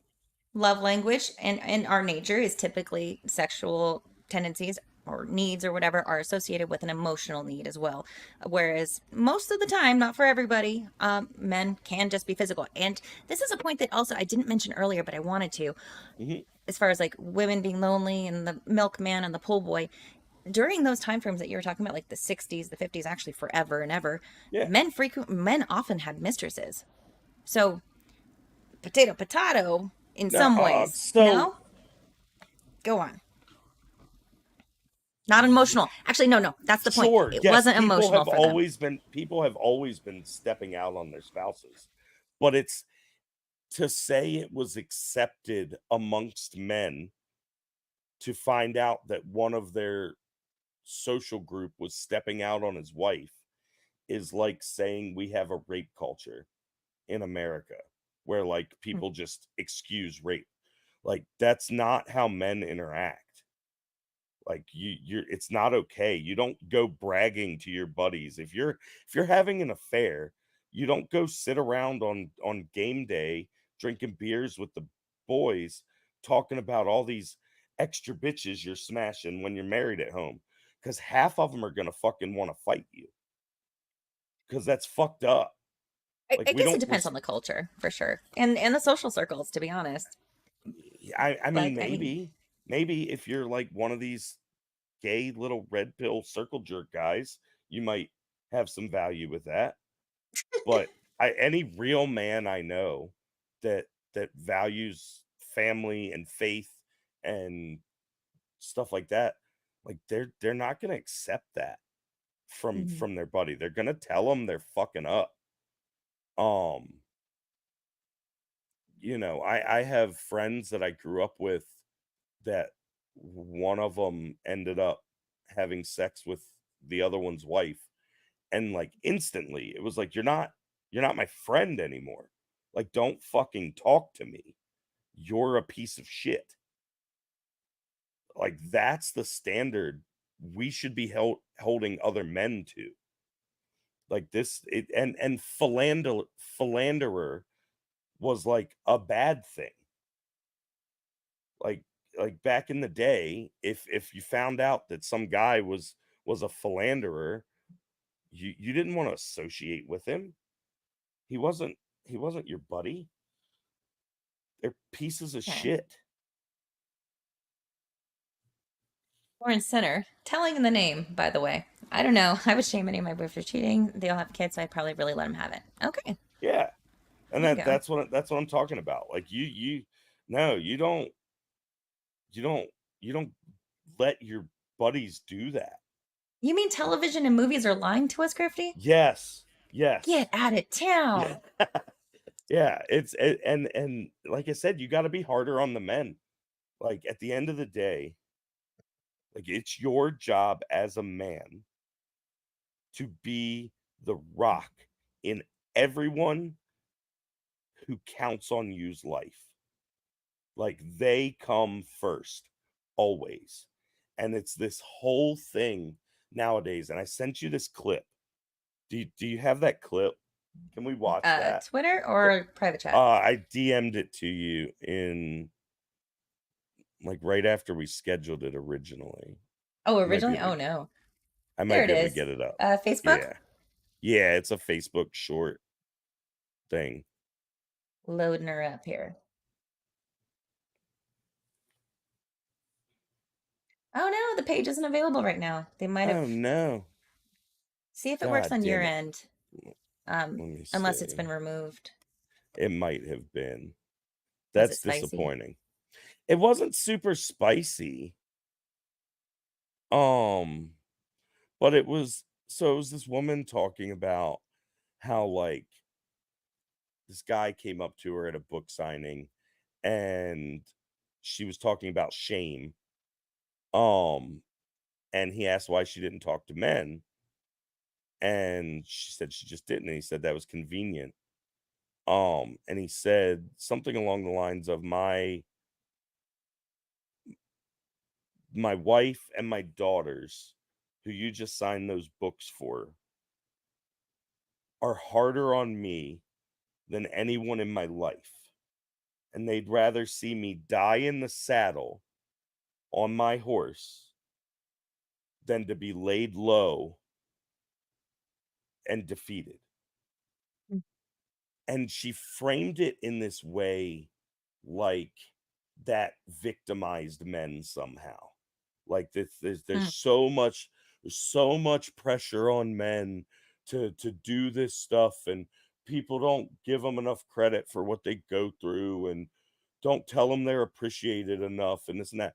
Yeah, that's right. We don't get compliments. Yeah, Sorry. that's right. Throwback. That's how it should be. That's how it should be. Like, the women in your life should hold you to the highest of expectations. They should want to see you die in the saddle than fall off the horse and roll in the mud. Like, there's nothing worse. I mean, I would push back on a little bit of that, because in a marriage especially, there are times when your spouse is not always going to be able to meet his goals on his own, and you help support him in doing so. You don't think badly of him. It's a team effort, right? He's not always going to be all the things all the time and perfect, and never going to have a moment. I'm not talking about like just a general failure, like not meeting a goal or something like that. Oh, but cowering. I'm not talking about becoming that fucking piece of shit blob of meat that we watched at the beginning of this stream. Like, that he could just take her life because she hurt his feelings. Or that let himself become that person who's walking around so emotionally distraught, obviously intoxicated, in the middle of the day while kids are at school with his dick hanging out. Like like no one should want to see anyone in their life, but particularly a man that they care about, in that state of existence. I would be embarrassed for him, and I would have no respect for him. I mean, Exactly. obviously, she was already past that point, Right. obviously. But I in that wonder why. moment, I in wonder that why. moment, deuces, buddy. Yeah. Also, get the fuck out of there. He's got a gun. He's not Yeah. well. Just Yeah. go. Yeah, I agree with that. But like I think men who refuse to willingly bear the burden of being a man, of not of realizing that people don't care what you think, that you're only as good as what you've done for someone lately. Like these things, these catchphrases are tossed around as such a negative. Like men are such the victim in today's society. No, those are called fucking standards. That's what it's called to be a real fucking man. To put everyone else before yourself. If men weren't willing to do that, America would have never existed. It takes a man who's willing to put everything in front of his own well-being to sit in Constitution Hall in Philadelphia in 1776 and sign that fucking paper and send that off to the king and risk everything. Super risky. On this note, did you see the pearly things with Michael Knowles? Fuck that. Oh, no. This So, is what you were saying about men don't need this, men don't need that. You have women like just pearly things going, oh, poor men, poor men. And it's like, why do men need Pearl to defend them? Like, that's just gross. And the men that get behind it, it's just like, oh no, this is just so bad.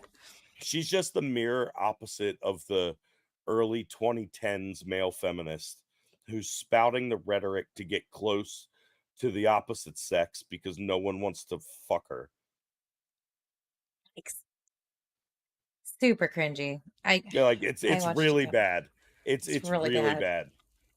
Like, do you remember that trend in like 2010 to 2016-ish where there was all these stories about the male feminists like beating the women or killing the women or something like that? I'm laughing because it's uncomfortable, not because it's funny. But it is funny. It is funny. It's fucking ridiculous that people fall for this shit. And now Pearl is just doing the same fucking thing. Like, she really is. And I bet you when it came down to it in a relationship, she's just as entitled and fucking like high maintenance and hard domineering. Domineering as any fucking cat-eared ethot on Twitch. Gross. That's Like terrible. that's the woman who's not like that. Like, one, my wife, but two, that poor girl that's been getting dragged for her country accent and noodling for catfish and all recently. Have you seen this? It was like a big thing on Twitter. Some like conservative ethot bitch like shared it and was like, this accent should be made illegal. Oh no, let's see. I'll see if I can find it. All right, cool. I'm gonna be right back. Yeah. Hold the fort. Let me pull chat and I can talk to chat too. So, yeah. What's up, everybody? Tree of Logic has a good feud with Pearly Things. Yeah, Tree's a little fucking snowflake too, though. She gets mad at me all the time. She used to follow me, and then she got mad over my comments about women are responsible to take care of their men's physical needs in a relationship and stuff like that. She didn't like that. Hannah Barron, yeah, that's the girl I'm talking about. She got dragged so bad because her accent was masculine or doing outdoors shit is masculine. I bet you she is more feminine than anyone in the red pill sphere, like, I bet you she listens to her husband more. She follows her husband's lead and stuff like that. And see, those terms, that's another thing that people get so up in arms about. It's like, oh, the husband should be the head of the household. That doesn't mean your wife doesn't have an input. Like, anyone who's been married knows that, like, the saying happy wife, happy life is there for a reason. Because even if, like, you're the head of the household and you make a decision out in public to, like, discipline one of your children in a way that your wife's not happy about or something like that, like, when we say let your husband lead the household, we mean don't question him in that moment in public. But you best believe when you get home and you're in private, you're going to have hell to pay if you're not on the same page about what you're doing as far as stuff like disciplining children and stuff like that. Like, you have to have these conversations before you get married. And that's where Jess was talking about, like, what do you do if your marriage gets to this point or that point? And I don't know that there's a good answer for that. I don't know that there's anything you can do. I think the only answer to that is be smarter about who you marry and be more proactive from day one to make sure your marriage doesn't get to that point. Because there obviously is going to be a point where the marriage is just irreconcilable because you've grown so far apart. But it's on both people to not let that happen. And it starts the day after your wedding. And as head of house, and I think this is where what you've been saying is too, is a lot of that falls on the man to keep his house in order, right? Mm-hmm. It does. It's all on the man. Like, here's the thing. When I say it's up to a wife to, like, take care of her man's needs, at the end of the day, if the man is being an actual man in the marriage, he's holding up his end, he's going to work, he's paying the bills, he's not, out doing drugs, he's not running the streets all night, he's coming home, he's playing with the kids, he's doing that stuff. I don't think, unless your wife is really going through something, you're gonna Right. find many wives who aren't willing to have They don't sex want with you. to. I mean, Right. aside from just wanting It's to. fun, right? It's fun for them too, guys. Like, Should be. if you figure out what's going on down there, like, I promise they like it too. Definitely helps. But that's the thing. If your Figure it wife out.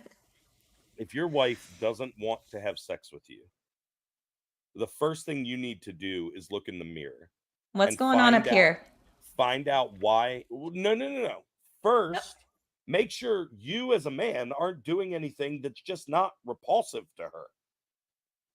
You don't look like the man with the shotgun, for instance. Right. Like, so check yourself first. And if you're not seeing anything there, then you go to, is she okay? Did she just have a baby? Is she having postpartum issues? I had postpartum. Messes you up. Did she get in a fight with her friend? Like, these are all things that as a husband, you should know. So if you don't know these things, it's your fault. Like, you're not doing your duty as the head of the household. Like, if you can't see an instant change in your wife or your kids, like, it's not just towards your wife. Like, you should be so involved in your household that if someone breaks from the norm, you notice it. And if you don't have your finger on the pulse that much, then you need to look in the mirror first when you're complaining about your wife not respecting you or your kids not respecting you. Or putting out. Right. Or your wife's not putting out or something like that. Like it is, and those are the duties that I think are inherent in men. So, like, yes, are there different marital duties? Sure. Like men, but the only reason it's not a marital duty for men to sexually please their wives is because men are hardwired for sex. Like you don't It's have to true. make that a duty. We'll They don't do it. have to be in the right emotional Right. headspace. We'll do it. Half the time, Let's go. sex is the answer to get us out of a bad emotional headspace.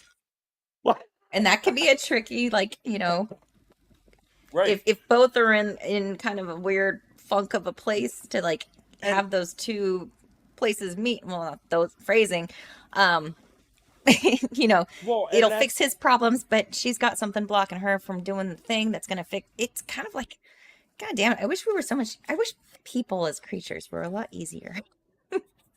yeah, and Especially because we do complement each other so well, but we are so vastly it's different. vital. It's Yeah. not just that we complement each other.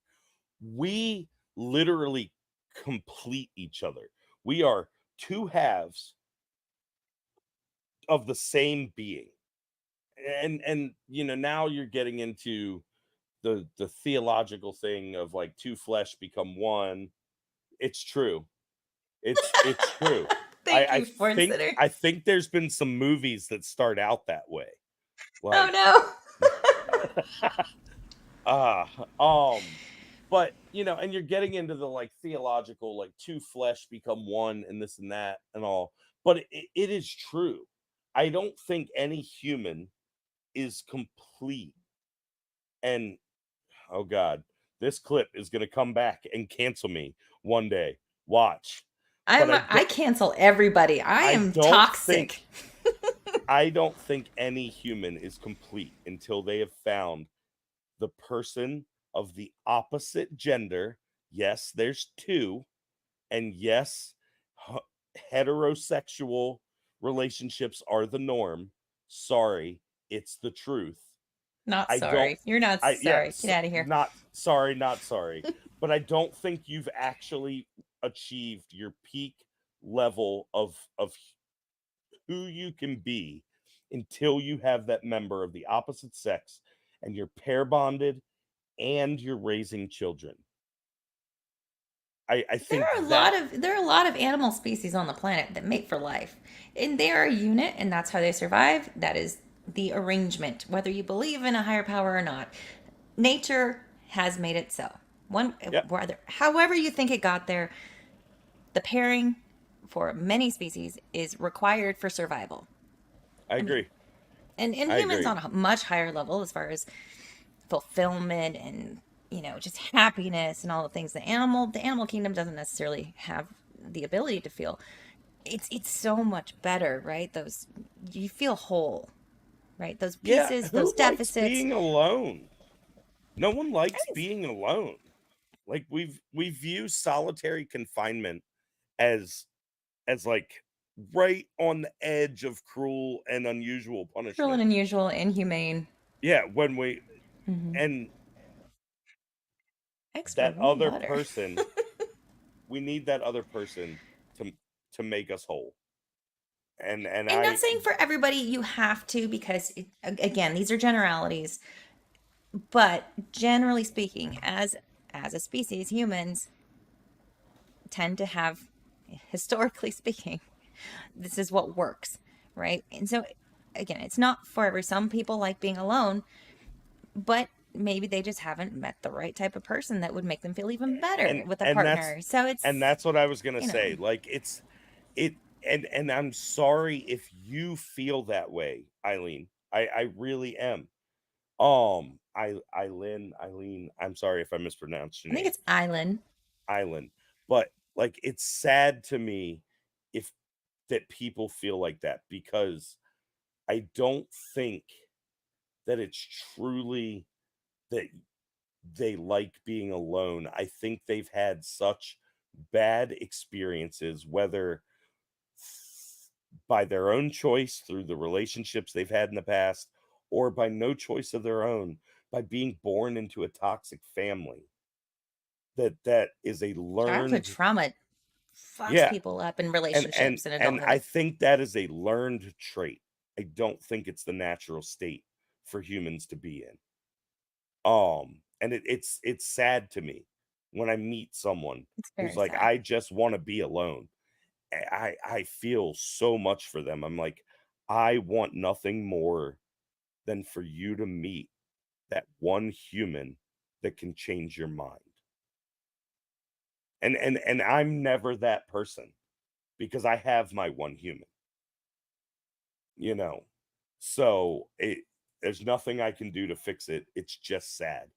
And I pray that everyone finds their human.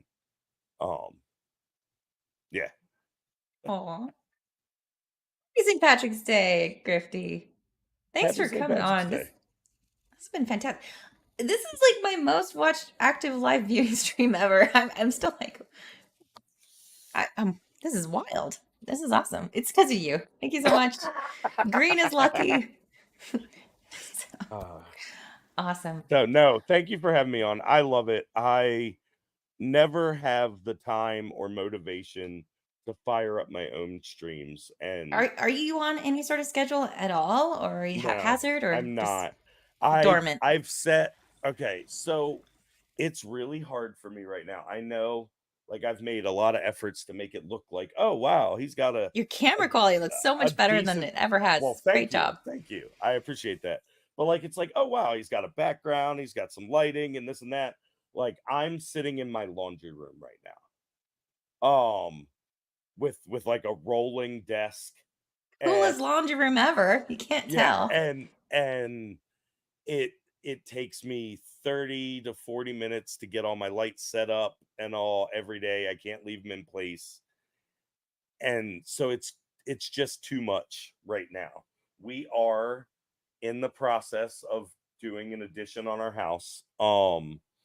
We're a couple different things going on, but the ball is rolling, if not slowly.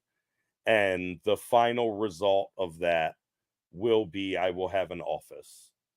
Nice. Where I can always have my stuff set up. And at that point in time, scheduling a stream a couple nights a week where all I have to do is walk in the office, power everything up, sit down and talk for a couple hours, get up. It'll be much easier when it doesn't have all the setup and breakdown and everything else. But yeah. I'm always willing to jump on with other people. I love streaming. I've wanted to do this forever, and it's so much fun for me when I get to do it. So yeah, this has been great. You were one of my first live stream guests. I was. I think I was like number 3. Number 2 or 3. Hey, maybe number 2. Thanks, Thousand Men. I appreciate that. The camera. Shout out to Samsung. Apparently this phone is taking over the world right now, and I was lucky enough to get a good deal from Verizon to get it early. But the S24 Ultra is quite possibly the most powerful piece of technology I've ever touched in my life. So this is your phone that you're using for camera?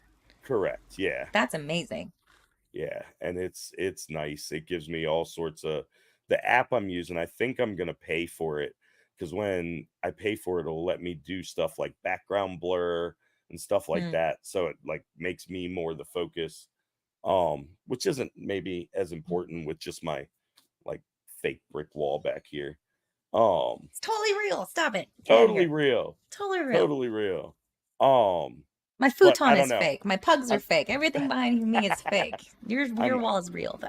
No, I mean, it is a physical thing. Yeah, it's not green screen. No, it's not green screen. Fuck green screen. I hate streamers that use green screen. As an avid YouTube viewer, public service announcement to all streamers out there. Stop using virtual fucking backgrounds. I'd rather see you sitting in your kitchen than see the glitchy virtual background that fucking StreamYard offers with the damn piano in the back. The piano. Everyone has the same luxurious white couch living room with the piano centerpiece. Yeah. Exactly. You're not fooling anybody. Yeah, you're not fooling anybody. We've seen the background 1,000 times. Oh my gosh. Well, we're coming up on Wow, 11 p.m. your time. I'm good. Like, I can go. I have no time limit on this. So I'm not one of those people that's like, I'll give you from 9 to 11, or if I hop on a stream, I want to stream until the conversation's done. Okay, so little off topic, but something on my noggin Got it. was the other kind of viral thing that happened this week. This is the Rando report, by the way. This is just whatever is happening. It just so happened that there was a topic that led to certain topics that were in the sphere that we kind of circle in or have talked about recently. Okay, real quick, before you break into this new one, were Yes. you surprised? Because I was looking forward to the stream because I knew that we had butt heads over like the marital duty stuff and stuff like that in the past. Well, I think it just had to do with surprised by my opinion? I think the clarification in the talk, which I was expecting that there would be clarification in your opinion, because you put out like a statement on Twitter, whatever. Twitter. There's a lot of, for me, sometimes I'm like, I read into that. Well, also female. Yeah, I'm reading into that. Figure. Hey, it is what we do. But also like everyone has their own experience and backgrounds and upbringing and emotional trauma and damage from all the things, right? So when I see a statement that triggers some of those issues as far as like upbringing, teaching, and you're not even religious, and I don't know if I really remembered that. Because to be fair, a lot of your talking points sound religiously based. Okay, so full disclosure, I was raised Christian. I grew up in church, so there is a very strong Judeo-Christian It's a foundation. Yeah. And I am very much finding myself more and more spiritual than I used to be. I appreciate that, for sure. I don't feel the need to go to church, but I've found myself reading Bible verses more. I think I lean towards the Christian overall faith, but I think just like my utter disdain for government, I think the only thing I might hate worse than government is organized religion. Organized religion, yeah. So I get that too. Yeah. So full disclosure, I mean there is some faith happening, but it's not my beliefs were forged from my logical reasoning, not from a religious Somebody told me basis. from a pulpit. Exactly. Okay. Exactly. Got it. Okay. Thank you for having the talk. All right. Not a problem. Okay. One other topic, probably, and then I'm gonna wrap it up. But Hannah Barron? Did you see anything about Hannah Barron? That's the girl I Goddamn vapes. That's the girl I was talking about. The country girl with the voice. Gun Club sent me this. Down. Gun Club sent me this. Thank you, SC Medic. And he was probably sending it at the time. I'm looking at Rumble Chat, and Rumble Chat isn't filtering through StreamYard. StreamYard do better. So timing is probably off, but I'm going to bring it up, and we're going to watch it. Hold on, please. I think her accent is so cute, by the way. I agree. I grew up in the South, so. Oh, Hannah. Good morning, y'all. I don't have a Twitter. I Where's did mine? at one point, but It would help if I didn't have YouTube muted. Hold, please. I heard it. There you go, Jess. You did? Mm-hmm. Good morning, y'all. There I don't have a Twitter. I did at one point, but my account got removed for whatever reason, and I just hadn't got around to making another account. But apparently I'm trending on Twitter right now because some girl, hey Meryl, some girl said that my accent should be illegal. Women shouldn't do manual labor. Oh, what else did she say? American women are basically men, and she just said that I was not feminine. Ooh. And I would tell y'all this girl's name, but I can't remember it because I don't have a clue who she is. So the video she's talking about, most everybody's seen it already, but the video that was shared by like one of the women that don't look like real people, they wear huge falsy eyelashes. Their lips are filled. They don't look like real people. Chose this girl to blast on Twitter, and it backfired big time because she was showing that she's helping her dad build a house or some kind of structure or whatever. And that's just what she does. And so this is her response, right? So there was a claim that she's not feminine. The accent's horrible. It's American women are basically men. I think it was either a Lebanese woman or something. I don't know. Middle Eastern. Had a lot to say about this girl that's minding her own business, isn't even on Twitter. But now she is, and she's blowing up like crazy. Yep. Oh, that should tell you how relevant this person is. She's so cute. She is, and it's funny because when she is not the definition of what like these stupid red pill guys would call feminine, but Right. from the American stance, and I am unashamedly American. I think America is the best place to ever fucking exist on this goddamn forsaken planet. From the American perspective, like when we talk about a woman, like that's what we mean. We don't want some, at least I don't want some like gotta go get my nails did and my makeup done and like when the fucking pioneers were hopping in their wagons and I'm playing them on Oregon Trail, like the women were right there with the men. Well, you died of dysentery. Exactly. Half the time they survived and we didn't. There you go. Success as a man. They fucking women are tough. Like women are so much tougher than fucking men. Like it's because they are, sorry, Jess, inherently weaker, and they still fucking like find a way all the time. So to sit there and like put women down as like this underclass that needs to just be subservient and all, that's where that Muslim shit comes in. Like I don't want that. My wife is country girl through and through. She will go out fishing with me. She grew up out on the water out here in the mid-Atlantic, crabbing and fishing and hunting, and that's a woman. Like that shooting that just happened on the subway in New York where the one guy's getting his ass beat and his girl jumps in and stabs the dude in the back. Like that's the fucking type of woman that we need to be raising up. The ride or die you want. Yeah, not this little frail Paris Hilton looking preppy. No, this girl right here, or that girl on the subway that jumped in there to protect her man, or women like my wife and women like you seem to be. Like these are the women we need to be raising up in society. It's you seen my manicure? There is none. Like, exactly. My eyelashes don't exist if I don't put mascara on. Like, but I get shit done. I'm not afraid of getting dirty.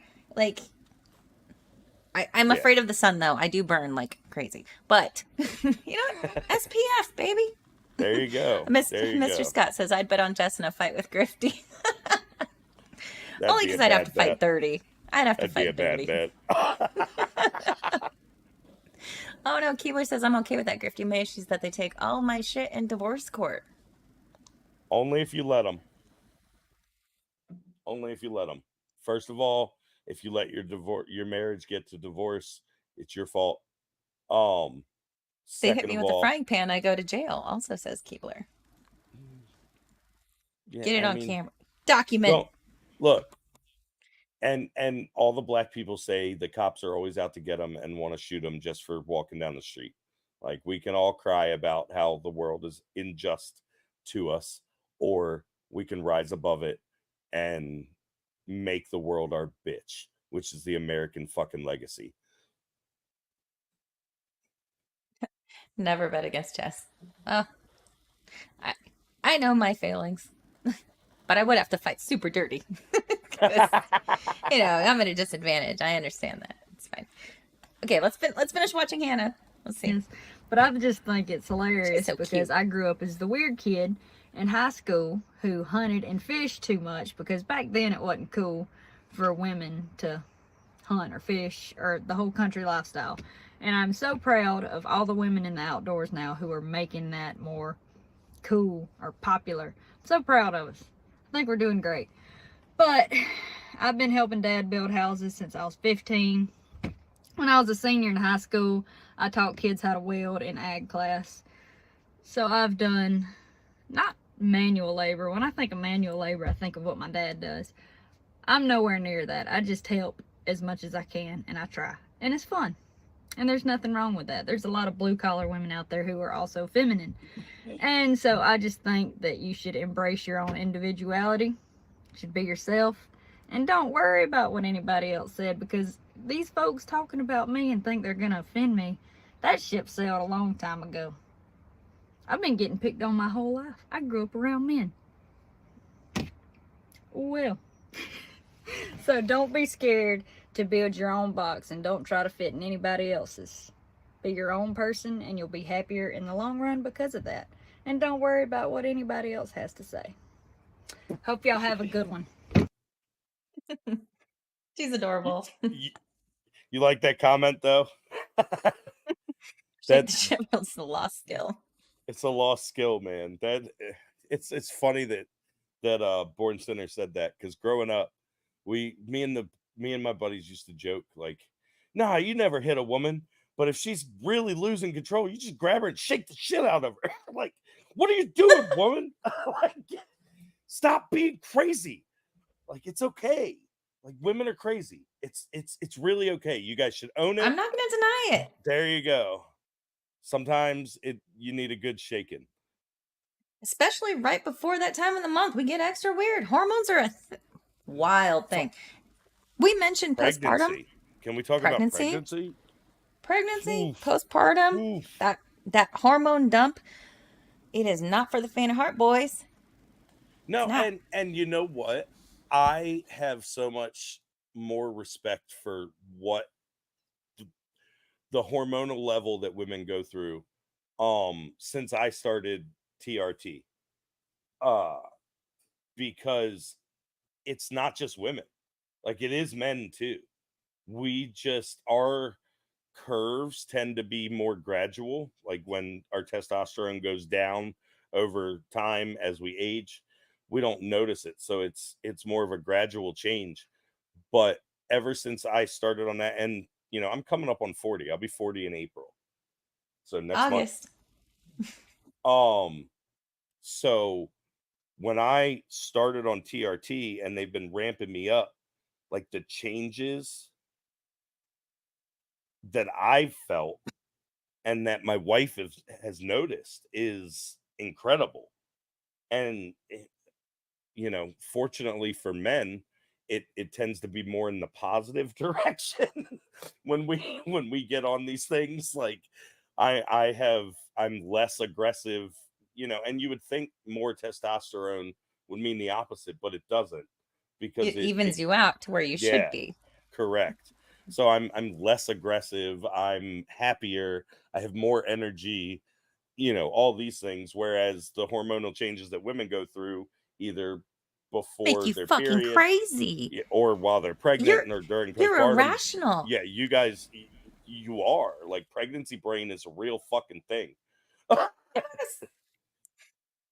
And post-pregnancy brain, you're in this mom fog, and it's like, I feel for the men in those instances, because even on birth control at times, those hormonal changes, they make you crazy. They make you cry, and you're like, why am I freaking crying? This is crazy. Shout out to Ashley St. Clair for bringing a lot of attention to that recently with the hormonal birth control thing. I haven't seen that. Oh, she's been on a tear about it, and I think she's onto something. I really do. I think the hormonal birth control's fine. There's plenty of things you can do. There's the copper IUDs and stuff like that. Yeah. But, like, messing with someone's hormone levels, and again, like I said, I'm coming to this currently with my life experience. So it's still a thought process that's in development. But like messing with people's hormones, like we know it's bad when we're talking about like doing it to teenagers with the trans stuff. Mm-hmm. But why is it okay to do it to the non-trans teenage girls just so like maybe they don't get pregnant? Maybe, because if you miss one fucking pill a month, you can still You're get irregular pregnant. with the time of day, and Right. Yeah, like it's so it's still a maybe they won't get pregnant. And Mhm. we're messing with their hormone levels. Like, why is this not a conversation we're having? Like, I don't know. I don't get it. So yeah, It's it's wild. it really is. I think in 100 years, if the world still exists, we're gonna look back at this time from like the night, since the Industrial Revolution till at least now. We're gonna look back on it kind of like we do at the Middle Ages when they used to like put leeches on people, and they thought that was the peak of medical like technology, was like bleeding people and leeching them and stuff like that. They don't I even talk about how they treated hysteria. Oh Right, my.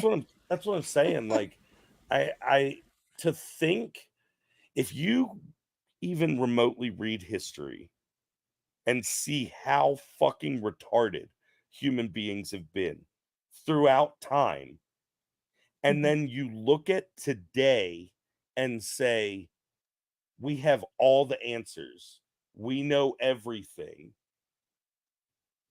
Like, you're being the same retard who thought the world was flat, or who thought the earth revolved around the sun, or any number of ridiculous beliefs that humans have held throughout the course of time. Like, we don't know shit. We've never known Yeah. shit, and we never will know shit.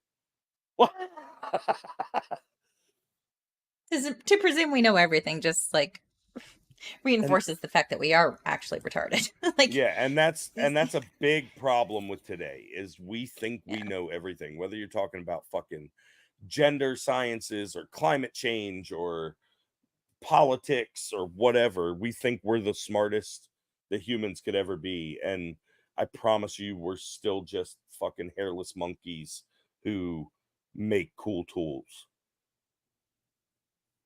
The earth is flat. It is space-time that is curved. Thank you, Keebler. Sinner, I'm on the shot because we were family planning and now my wife is pregnant. The gel is a huge no-no in our house because any source of testosterone towards her while she's pregnant could cause miscarriage. Wow. So yeah, I do the shot Hormones are yeah, nothing to be trifled with. not at all. I do the That's shot every crazy. 2 weeks. Actually I let my wife do it because it gives her a little bit of relief. She gets to stab me once every 2 weeks, and it just makes her happy for some reason. I don't know why.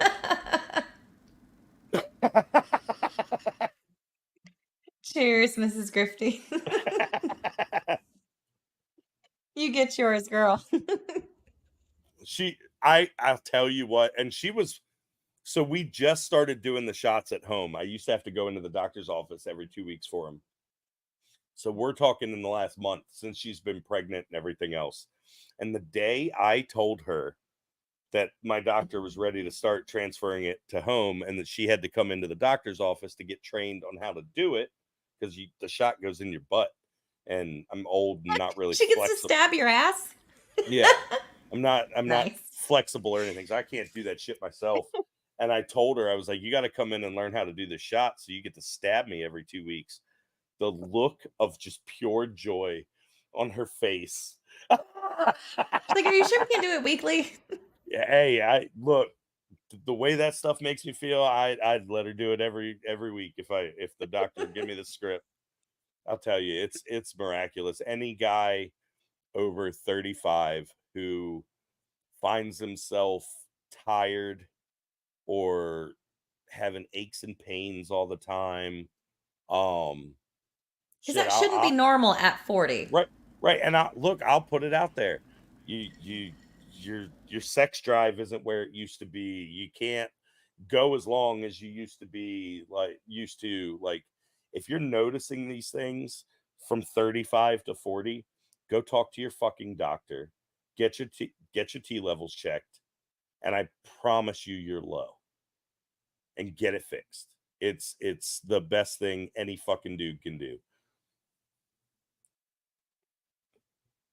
There you go, boys. Yeah. Oh man, we're at the 2-hour mark, buddy. Yeah, hey, whenever you're ready, I'm good, but I'll go. I'll keep talking forever. Like I said, I love this shit. I fucking love talking about, and in real life. So the funny thing is, with streaming online, you end up in these communities of people who like to talk about similar things. And it's nice to hear it from a perspective that isn't the over and over beat you over the head with it. The Andrew Tate, manosphere this, manosphere that, anti-feminist, like all of it. Oh, I mean, like, yes, I am pro man through and through, right. but it gets to a sickening degree with like the pearly things, and it's like, yeah, okay, if they're actual men, they don't. I wouldn't imagine they would appreciate this personally, but you do you get the Fuck 'em. grift. Like, I don't know. Like, the streaming world, like, anyone who doesn't think that the streaming Who world doesn't? is just the new mainstream media, you're lying to yourself. Like, Echo chamber I watch these through and through. I watch these same people. I mod Yeah. for a couple of them, like a couple of large streamers. I'm in chat all the time. I watch them. If you don't think they're not forming their own new social club, their own new elite group of people, you're lying to yourself. They are. It as someone, and when Jess comes back, she can probably attest to this. I'm As here. I'm just dying. as new people that are trying to break into streaming, there are some big streamers out there who are very receptive to it. And I want to take a second and shout out Legal Vices. Jeff is one Hail. of the coolest big streamers to grab smaller streamers and like drop them a ladder and be like, hey, come hang out with me. Because 100%. anyone who has takes like we do isn't getting any algorithmic love. So the No. only way we're going to grow is for a bigger channel to give us a shot. And I know you might not be, I'm not trying to bring up bad times, but you've been on with Nick. Oh, we don't talk Nick about that Recaida. time. Yeah. But yes, You know, I'm aware. Those things. So there are people who are willing to drop that ladder down behind them. But for the most part, For the these most part. streamers are just as elitist as Don Lemon and Chris Cuomo and Tucker Carlson. Like, it's one big club and you ain't in it. Well, like, who are you? How many followers do you have? Exactly. What influence do you have? Exactly. And it's like, I've had the fortune to talk to Jeff and meet Jeff, and he's so cool. And it's like, he's like, we need to get your numbers up. I'm like, why though? I'm not doing anything consistent, and that's the thing you get in your head about the algorithm bullshit, right? Like, you have to do the same type of content all the time on a regular schedule, and it's like most people have lives that aren't in a place to do this full time. So yeah, algorithm that comes be damned. after you make some money. Right. Like, you can set a regular schedule when you're not depending on something outside of streaming to pay the bills. And I want to be clear. This isn't me sitting here fucking whining. These people don't owe any of us anything. Nobody deserves anything. No, they don't owe anyone anything. Like, I have no hate for any of them, but I feel extra love towards the ones that make an effort to drop that ladder down behind them. Even though 100. Jeff's moderators suck, sorry, I'm gonna say it. I've been booted from Jeff's channel. Me, You I were booted? don't say, yes, 3 times I've been booted from Jeff's channel. I think it was my humor. I think they thought I was I think they thought I was being mean to a guest, and I know Jeff has rules in his chat about You don't insult the guests. yeah, don't insulting guests. So They might have and been a like I bit said, overzealous. That's all. that is a better way to describe them. They are very overzealous. I moderate for Nick and Good Logic. So the rules for moderators there is grift forum and block spammers. Other than that, free speech for wins all. the day. So you know, I forget sometimes when I go into other people's chats, and I don't have a problem with it. I think everyone has a right to set their own rules for their chats.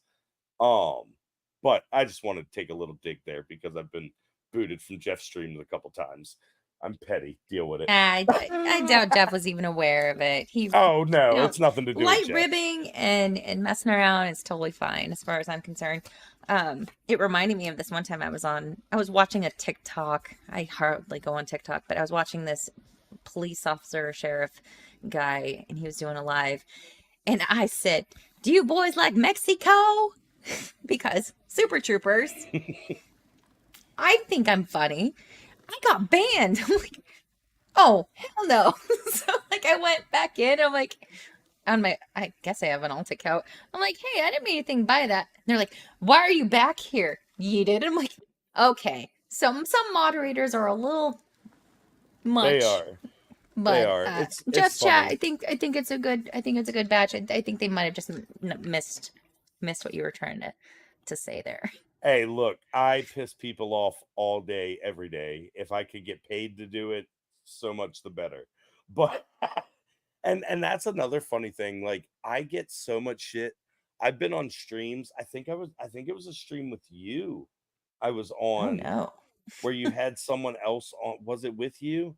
I don't know. But just the fact that my name is Grifty, like I chose that as like a tongue-in-cheek Right. kind of name. Jokey.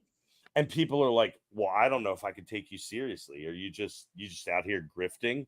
I'm like, why the fuck are you online? Because I'm upfront about the fact that I would like to build a channel and I would like to grow Funny. and I'd like to make money. Like that gets held against me in these circles, and it's fucking hilarious because I don't see any other reason for people to put themselves out there on the internet. There's just no reason for it unless there's some part in your head that's like, hey, this would be fun to do this for a living. Right. Like you don't expect it, but if it fucking happens, it would be amazing. Well, that's the thing, right? So I created a thing all from my own. I never thought anybody would watch anything this would have to put on the internet. But then I started live streaming and I'm like, this is fun. It's so much fun. If it were to pay for itself alone, because I spend money to do this stupid thing on the internet. I just need to make $600 each year. Like seriously, Probably just let same. me make $600 each year so that I can write off all the money I spend on this as a business, because you got to make over $600 for it to count as a business. So just let me make that much so I can write off a new fucking computer or a new fucking microphone or some new lights, and I'm fucking happy. If I can roll that in, that's good. Like I make good fucking money.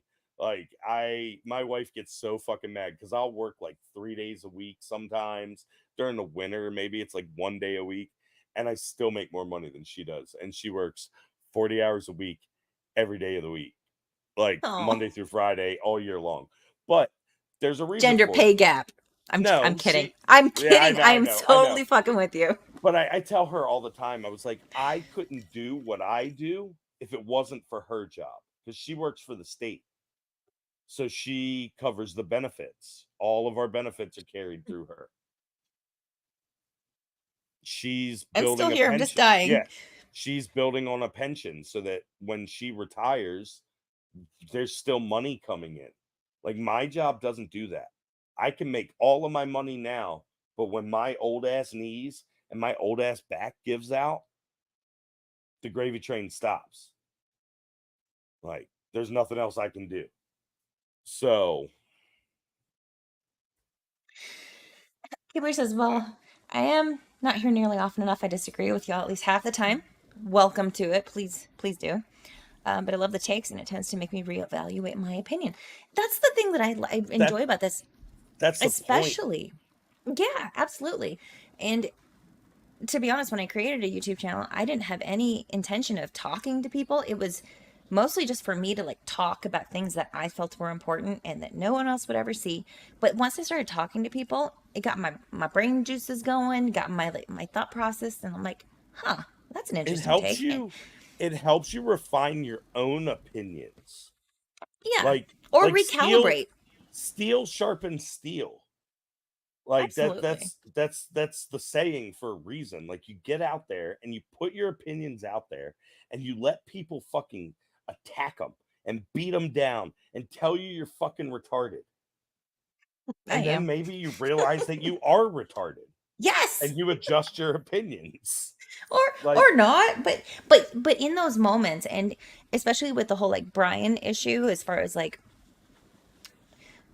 not being affected by people that are attacking your opinions, I think the social interaction that I've experienced has only like solidified a lot of them, questioned some of them, and made adjustments.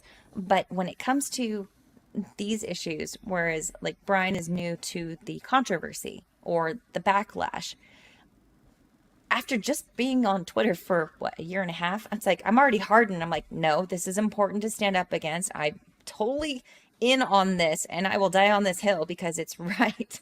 But yeah, the social interactions, the streaming, talking to people with different opinions or different takes on similar opinions, right, it really helps fine tune where I personally stand, and I feel comfortable having a conversation. Even if we get to the point where we just butt heads, it's like, okay, I appreciate your take. And that's good content. It's fine. That's good content. Like, that's fucking gold. So at the end of the day, let me ask you a question. So we're talking about like you starting your YouTube and all this, and we're way off topic, but I love it. It's great. It's the Rando report. Were you, this is going deep lore here. Were you active on YouTube? Were you putting out videos and stuff before the Eliza Blue stuff? No. I had done one intro video December 2022 that was like, hi, I'm Jess and I'm making a YouTube channel because I want to talk about shit. So it was on your radar to try to do it. I had okay. So a video that I've been working on, well, only working on the last few weeks, to be honest, but it's something that's been on my radar since the inception of the channel, was talking about my experience as a first-time mom with a kid that was diagnosed on the spectrum, specifically a daughter, because it's 1 in 4 for girls to boys that are diagnosed, and it's a unique experience. So I was like, when I first made the channel, I'm like, this could be insightful for moms, first-time moms, or just any mom that has a daughter that's getting diagnosed with this, or the observations leading up to the diagnosis, like something that could be helpful, or like how to navigate some of the ins and outs of specifically California, because that's where I am, of the resources that are available to help you, because it wasn't so forthcoming as a person experiencing this for the first time. So that was one of the first topics on my radar. And chat, I can vouch for that, because Jess and I had a conversation probably over a year ago about doing a stream on having autistic children, and the challenges of that. We talked about that a long time ago, because my middle son was they attempted to diagnose him as autistic in kindergarten, and I refused. Again, back to that adversarial relationship with the schools.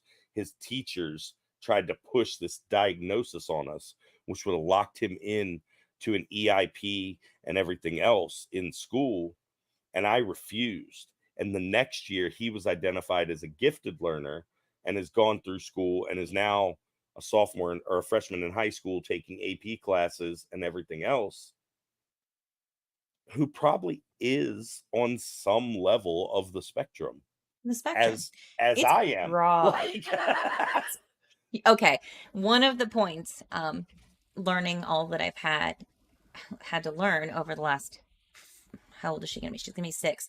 She was diagnosed at 2. So over the last 4 years in the early phases of things, I started identifying in nearly everyone that I talked to or met. I'm like, there's something there. Like, yep. and to be honest, it's not a criticism. It's for me, it's been an understanding, and it's made me softer and kinder and more patient with people in general, understanding, okay, there's something going on there. I need to recalibrate how I interact with said person. So it's when I talk about, oh, what it's like having a kid on the spectrum, it's not a downer. This is something that I've been wanting to do for a long time, but it means so much to me that it's taken a long time for me to put together, because I don't want And to that's fuck it what up. means it's going to be good. That's how you know it's going to be good. Well, subvert Because your it's- expectations, buddy. Whoa. No, all the expectations. Because Oh, it's no. coming, but it's coming from a place of passion. And that's where all content, like, that's the whole point of watching online content. If I wanted high production value and, you know, dramatized stories, I'd watch TV. Yeah. Fair. I'm the same opinion, and that's not the content that I consume. Yeah. The highly produced, and I mean, I appreciate it. It's great, but it's not necessarily something that resonates for me. But on the topic of my intentions with the channel, videos that I've been simmering on for forever, I'm finally gonna do it, and I feel good about it. And it's probably gonna come out in the next couple of weeks. A lot I'm of hype excited for it. And what's funny is I was putting together an outline just because it's so easy to go off track, and there's so many tangents and like side quests on this journey. My original outline, I'm like, that's gonna end up being like 4 or 5 videos, because we want to stay on target, keep it interesting for the viewer, something easy to follow, categorize it, like break it down into consumable bits, because it's a lot. It's hard to condense my experience in this 4 years or so, in the past 4 years or so, into one concise video that isn't like 4 hours long. So I want to do a good thing as far as like just presenting it as best as I can, make it easy to consume, because the people that are in the spot that are searching for said topic, they're already experiencing a lot emotionally, and they may potentially be overwhelmed and wondering about the future, because I did. It's like, what does this diagnosis mean for me and my child? And getting bad advice too. Oh, Like, left and right. That's one thing I've noticed. Like, it's again, it comes back to that victimhood mentality. Like, I'm still here just coughing. Yeah, like, it seems like the whole puzzle piece autism awareness, like, clan, they all, I don't know, and I don't want to upset anybody, but I'm me. I'm gonna say what I think.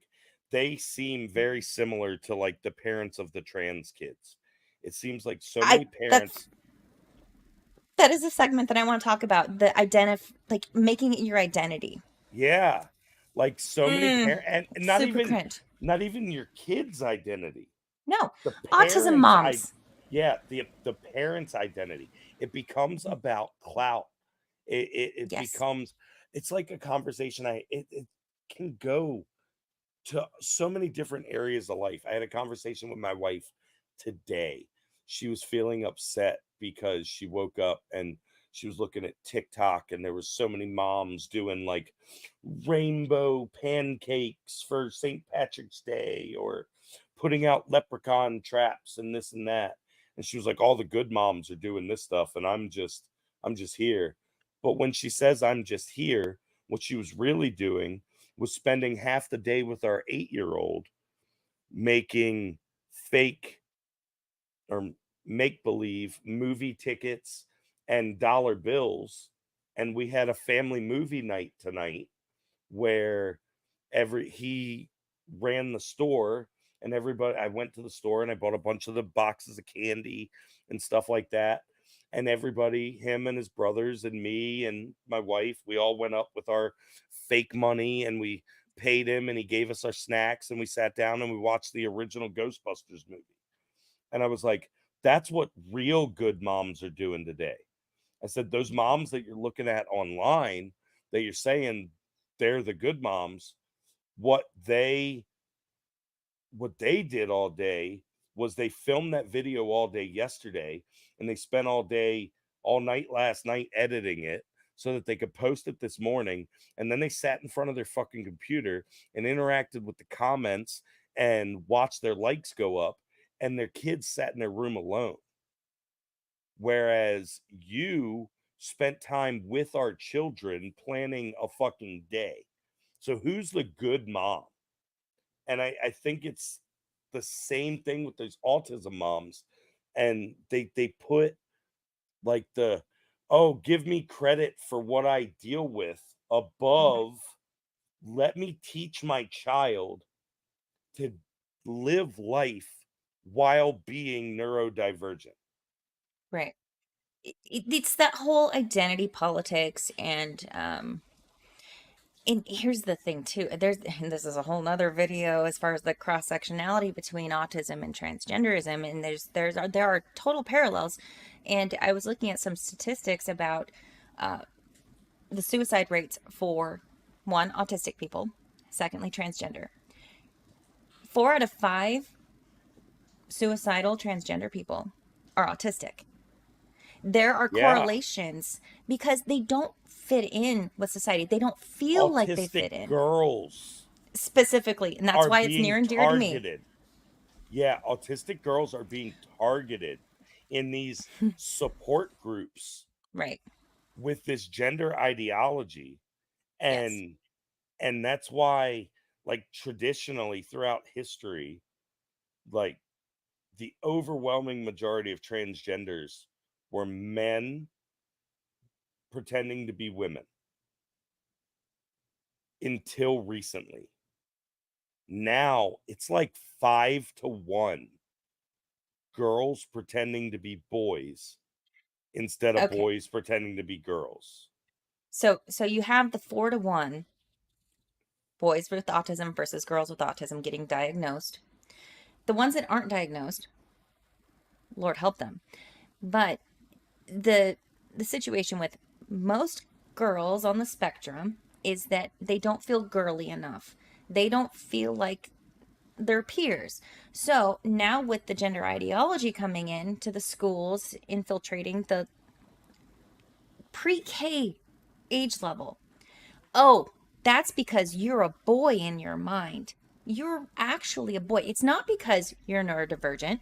It's because you're actually this. It's the vegan cat argument, right? Right. There's no such thing as a vegan cat. It's how their owners, how their caregivers treat them, handle them, groom them. And this was one of the few times before I started getting a whole bunch of bots in my Twitter feed. It was the few times where I had to block people. And I made some innocuous comment about having a daughter on the spectrum, and I want to protect her and help her. Totally all positive, right? Oh, don't say anything that the autism community. No. It wasn't even the autism community. It was the alphabet that got mad at me. And then there were a couple that claimed to be autistic, and the other identity clout chasers that have never been diagnosed, but they're like, oh, either they think they're a furry or, oh, I'm actually autistic. I've never been treated or like checked out for it, but Yeah. I know I'm autistic. They take a quiz online and all of a sudden they have a whole new personality because they tick a whole bunch of boxes that mean, oh, you're autistic now. It's Oh, like, you're giving them too much credit. They spend 20 minutes on WebMD and self-diagnose. no, Reddit. It's even worse than a WebMD. Tumblr. Oh Lord. It's crazy. So yeah, I started out with this video. I'm like, oh, having a mom with a daughter on the spectrum. And it's like, oh, it's turned into several categories of topics that I feel are really important, and those will be coming out over the next weeks or so. But I want to do my research and make sure that it's coherent enough, and I just don't like start blabbing on like I'm doing right now. But no, this is really cool to talk about. Yeah. No, I love it. What is this, MSK? Hi, lady. Let's debate. You can be Pearl. I'll be the guy. Pearl is a guy. Get out of here. Bad tooth to gum ratio. I said it. Hey, she looks you like a with the Disney horse adult. Face. Hey, you with the horse face. Disney adult. So no, it's fucking crazy. And like I think self-diagnosis is a problem that not enough people are talking about in the country today. Whether it's and I'm not just talking about like autism or ADHD. ADHD is the worst. Across the board. Everybody I meet has ADHD and OCD. Yes. And as someone who was diagnosed with ADD when I was 10 and put on Ritalin back in the I was going to say, did they throw Ritalin at you? Oh and be yeah. Like, oh yeah. Before Adderall was even a thing. Like most of y'all are, I hate to break it to you, most of y'all aren't ADHD. You're just fucking lazy. Because most people with ADHD that learn to live with it are some of the most successful people you'll ever meet. It becomes like a superpower. My ADHD is a fucking superpower. Fuck all y'all. I wouldn't give it up for the world. Well, that's the thing. What you just said about like as an adult, right? So these people as adults, the ones that bother me specifically, the ones as adults, they go, oh wow, I'm actually autistic. No one's diagnosed me with that, but I took a quiz. I'm actually autistic. And then they do some reaction video on TikTok crying about it. It's like, first of all, you're mid-20s, maybe early 30s. You're doing okay enough getting by. There's no therapy except for psychotherapy at this point that's going to help you. Early intervention is a whole nother ball of wax, because if you start with the speech therapy, occupational therapy, those deficits in your developmental stages and early on, it helps you adjust earlier. And that's only a small portion of autistic people who even need that. Yes. Like most autistic people do just fine. They don't have a huge, robust social life because social interactions are awkward for them. But they for me, and I'm not on the spectrum. Right. But they tend to be very successful in life, except for the most severe cases. Yes. So they've gotten away from, as far as I know, and I was in the Bay Area at the time, so they're using the most PC terms possible. So when I still hear people say level 2, level 3, level 1 autism, that, as far as I knew 4 years ago, that was out the window. What the soft phrase, because they got out of the categories, because it is such a broad spectrum, right? People are impacted in different ways.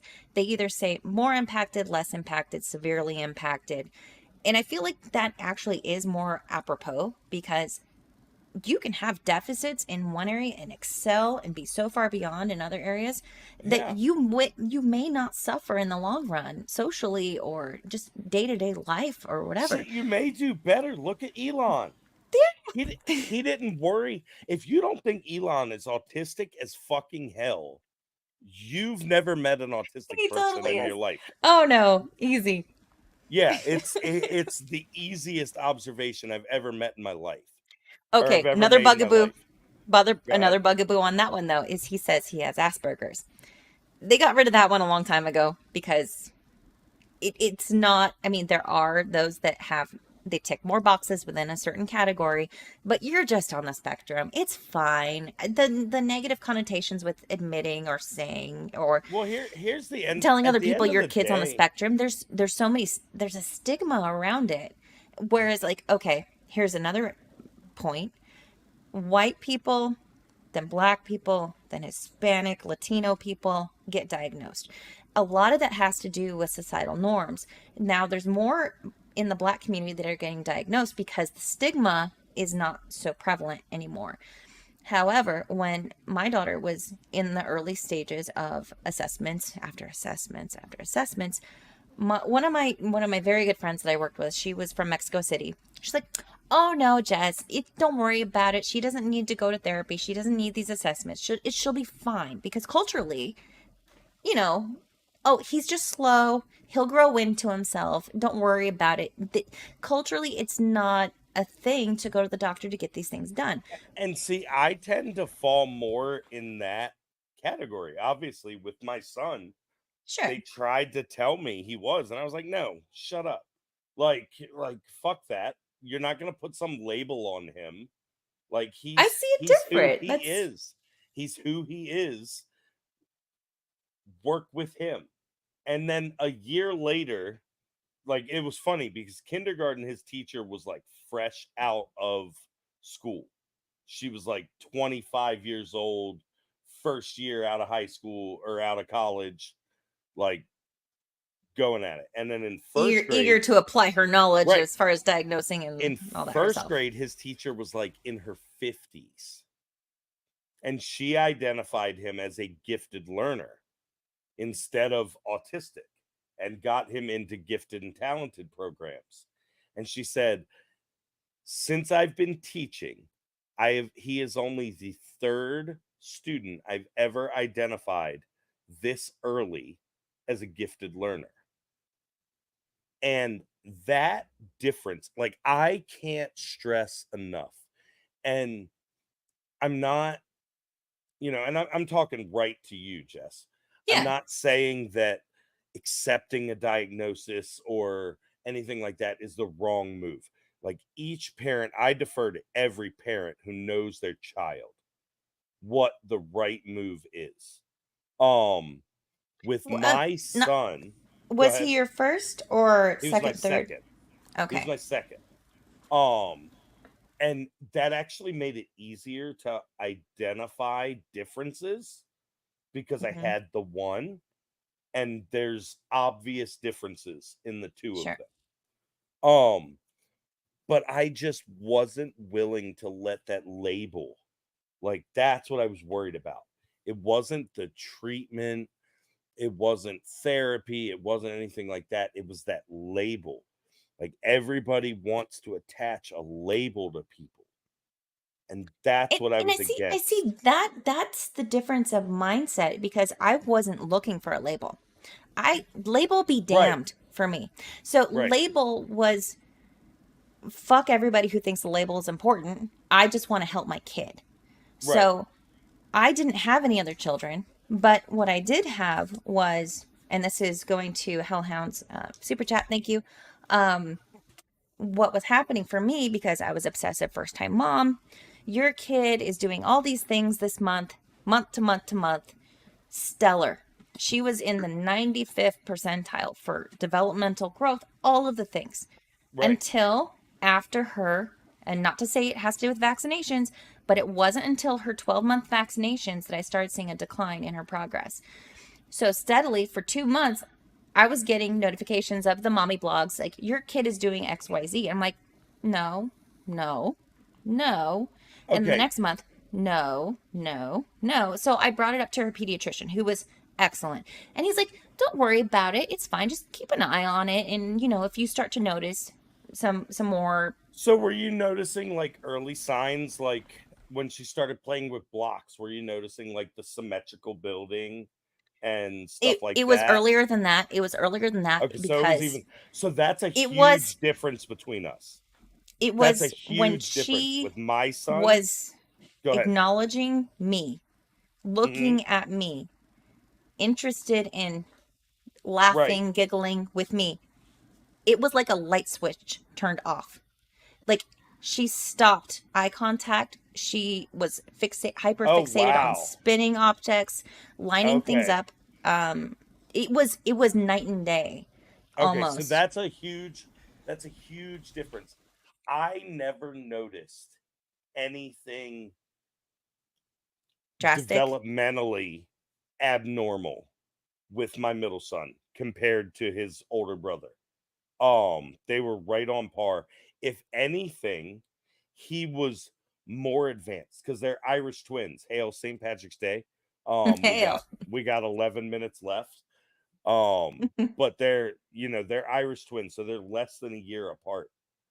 So if anything, he was quicker because he had his older brother that he was like piggybacking off of. Mm-hmm. So I never noticed anything And school age. that may have just been inherent help in his development because he did have a sibling, Right. versus my girl who didn't have any interaction with littles or similar age or whatever.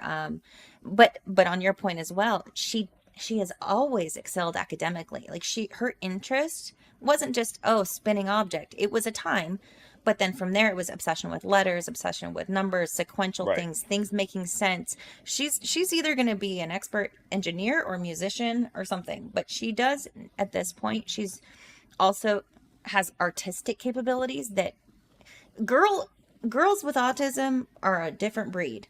Like, Right. it's wild to see, and it's exciting to see the development. But as far as like the labels being assigned, I was never concerned with getting a label. It was getting her help because I felt inadequate to get her the help. I also had a nephew on the spectrum. We did genetic testing too because there's supposedly an autism gene. Did not exist. I think that's bullshit. We talked to the geneticist, and he's like, the autism gene isn't there. I'm like, okay, so can we get some, like, what happened? She was on this trajectory, right? And it just stopped. And he's like, environmental. Okay. He's like, could have been you were on a medication at some point pre-pregnancy. It could be lots of things. I didn't drink. I didn't do anything. I was obsessed with giving my child the best possible opportunity. Right.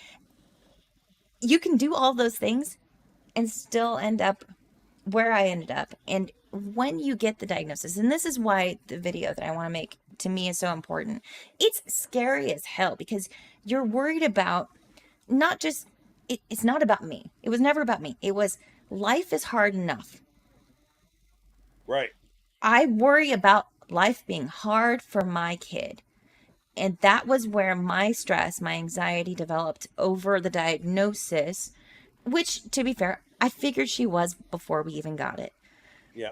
But getting the diagnosis allowed for professionals that actually helped her, and met some really great people that actually took interest and worked with her, and she excelled, and she's catching up, and it's going to be fine. But me 4 years ago, if you were to tell me it's going to be fine, I'd be like, I don't believe you.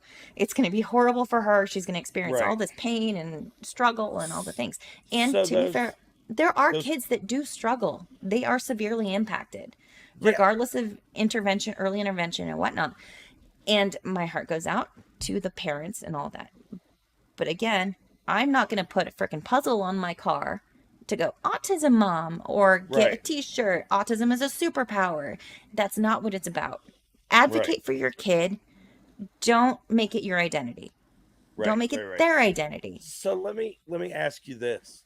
Yeah, and I noticed that you make, God, this isn't meant to be like the interview of Jess about autism, but I'm curious.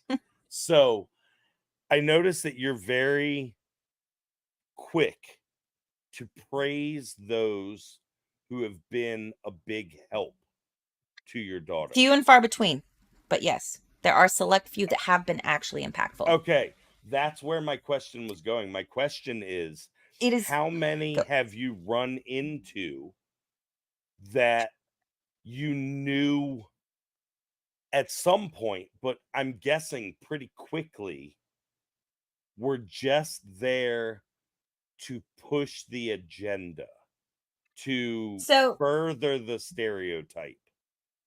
I don't know about furthering the stereotypes or agendas, but it is a money-making racket. Right. ABA therapy, there is a lot of criticism about it because they equate it to treating children like animals.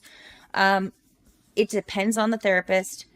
We've probably been through, since moving back to Central California, 8 different ABA therapists because there's high Okay. turnover. They're badly trained. They're badly paid. They suck. We had the fortune of getting Miss Angie in the Bay Area, who actually cared about her job, was good at her job, invested in my kid. That child, my child, Angie would get there. I would go in the next room over, and hearing how she would interact with Angie, I'm like, who the hell is that? Like, she Right. doesn't do that shit for me. Like, Right. but she was challenging enough, she was invested enough, and cared enough to work with how she operated, how her brain worked, and made sense of the world. Whereas we've had a revolving door of ABA therapists that are absolute garbage. And I see the Okay. statements.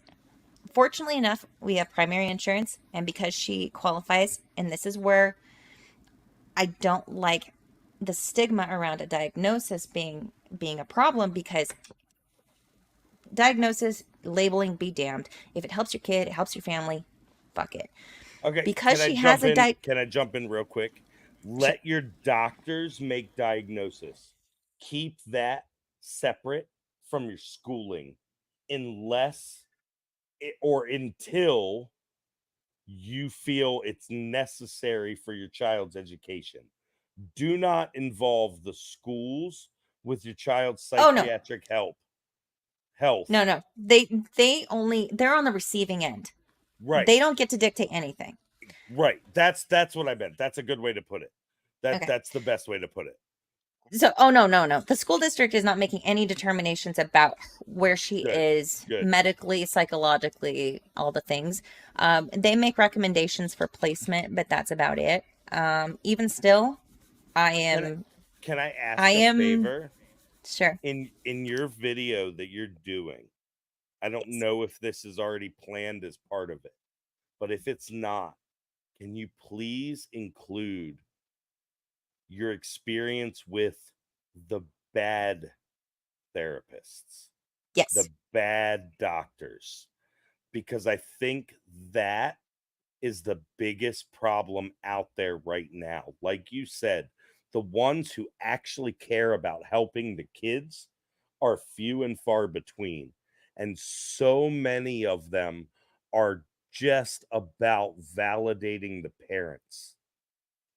And it's fucking I don't even think it gross. goes. I don't even think it goes as far as validating the parents. I think it's solely about just a money making scheme with insurance.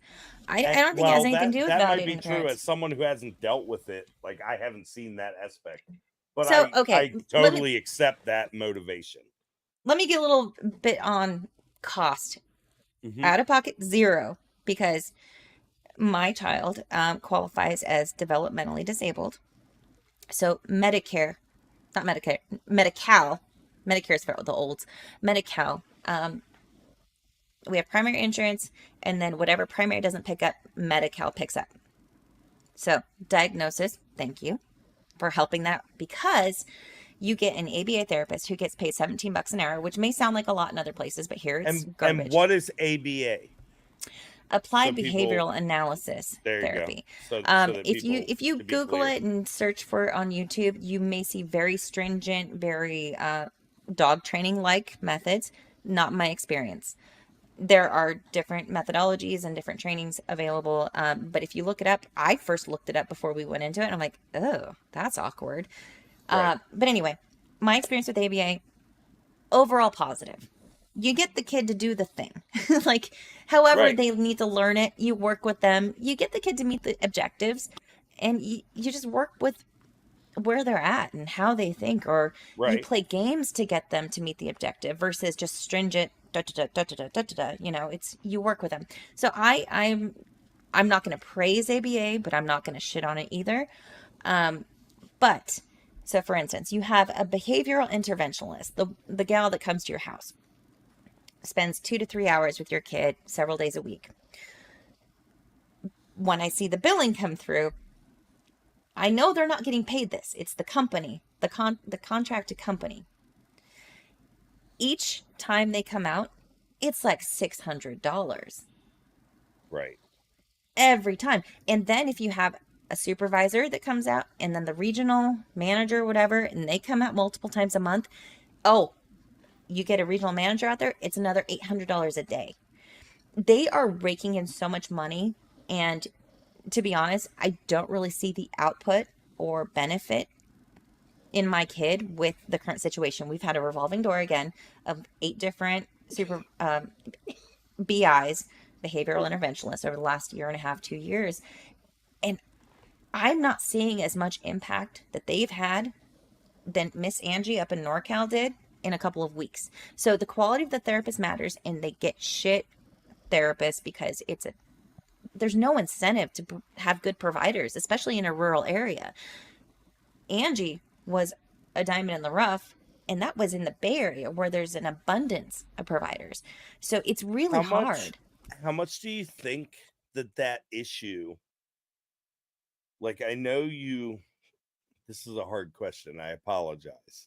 I know you praised the diagnosis giving you the financial assistance through Medi-Cal. This is a strong word, but okay. But like you said, it helps. I appreciate it.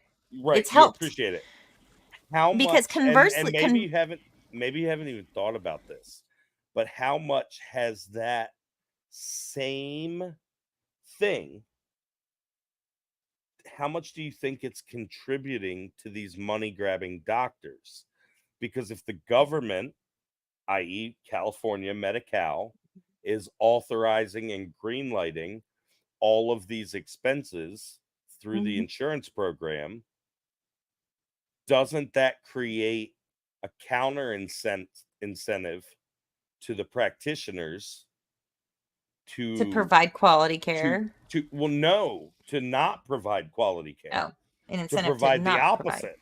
To provide the opposite of quality care, so that they can get I do know what's frustrating. I do know what's frustrating for them. It is frustrating for them because they can't keep people. That is a burden on the local providers. It is because they want to staff. So we're approved for 12 to 15 hours a week. We've been getting 4 hours, and they want to fill those hours, right? Okay, so even with the approval for these hours, you don't have the providers. They don't have the people. Time? They can't staff people. It is so bad. So it's hard to find people at all. To me. Much less That's good so shocking people. To me.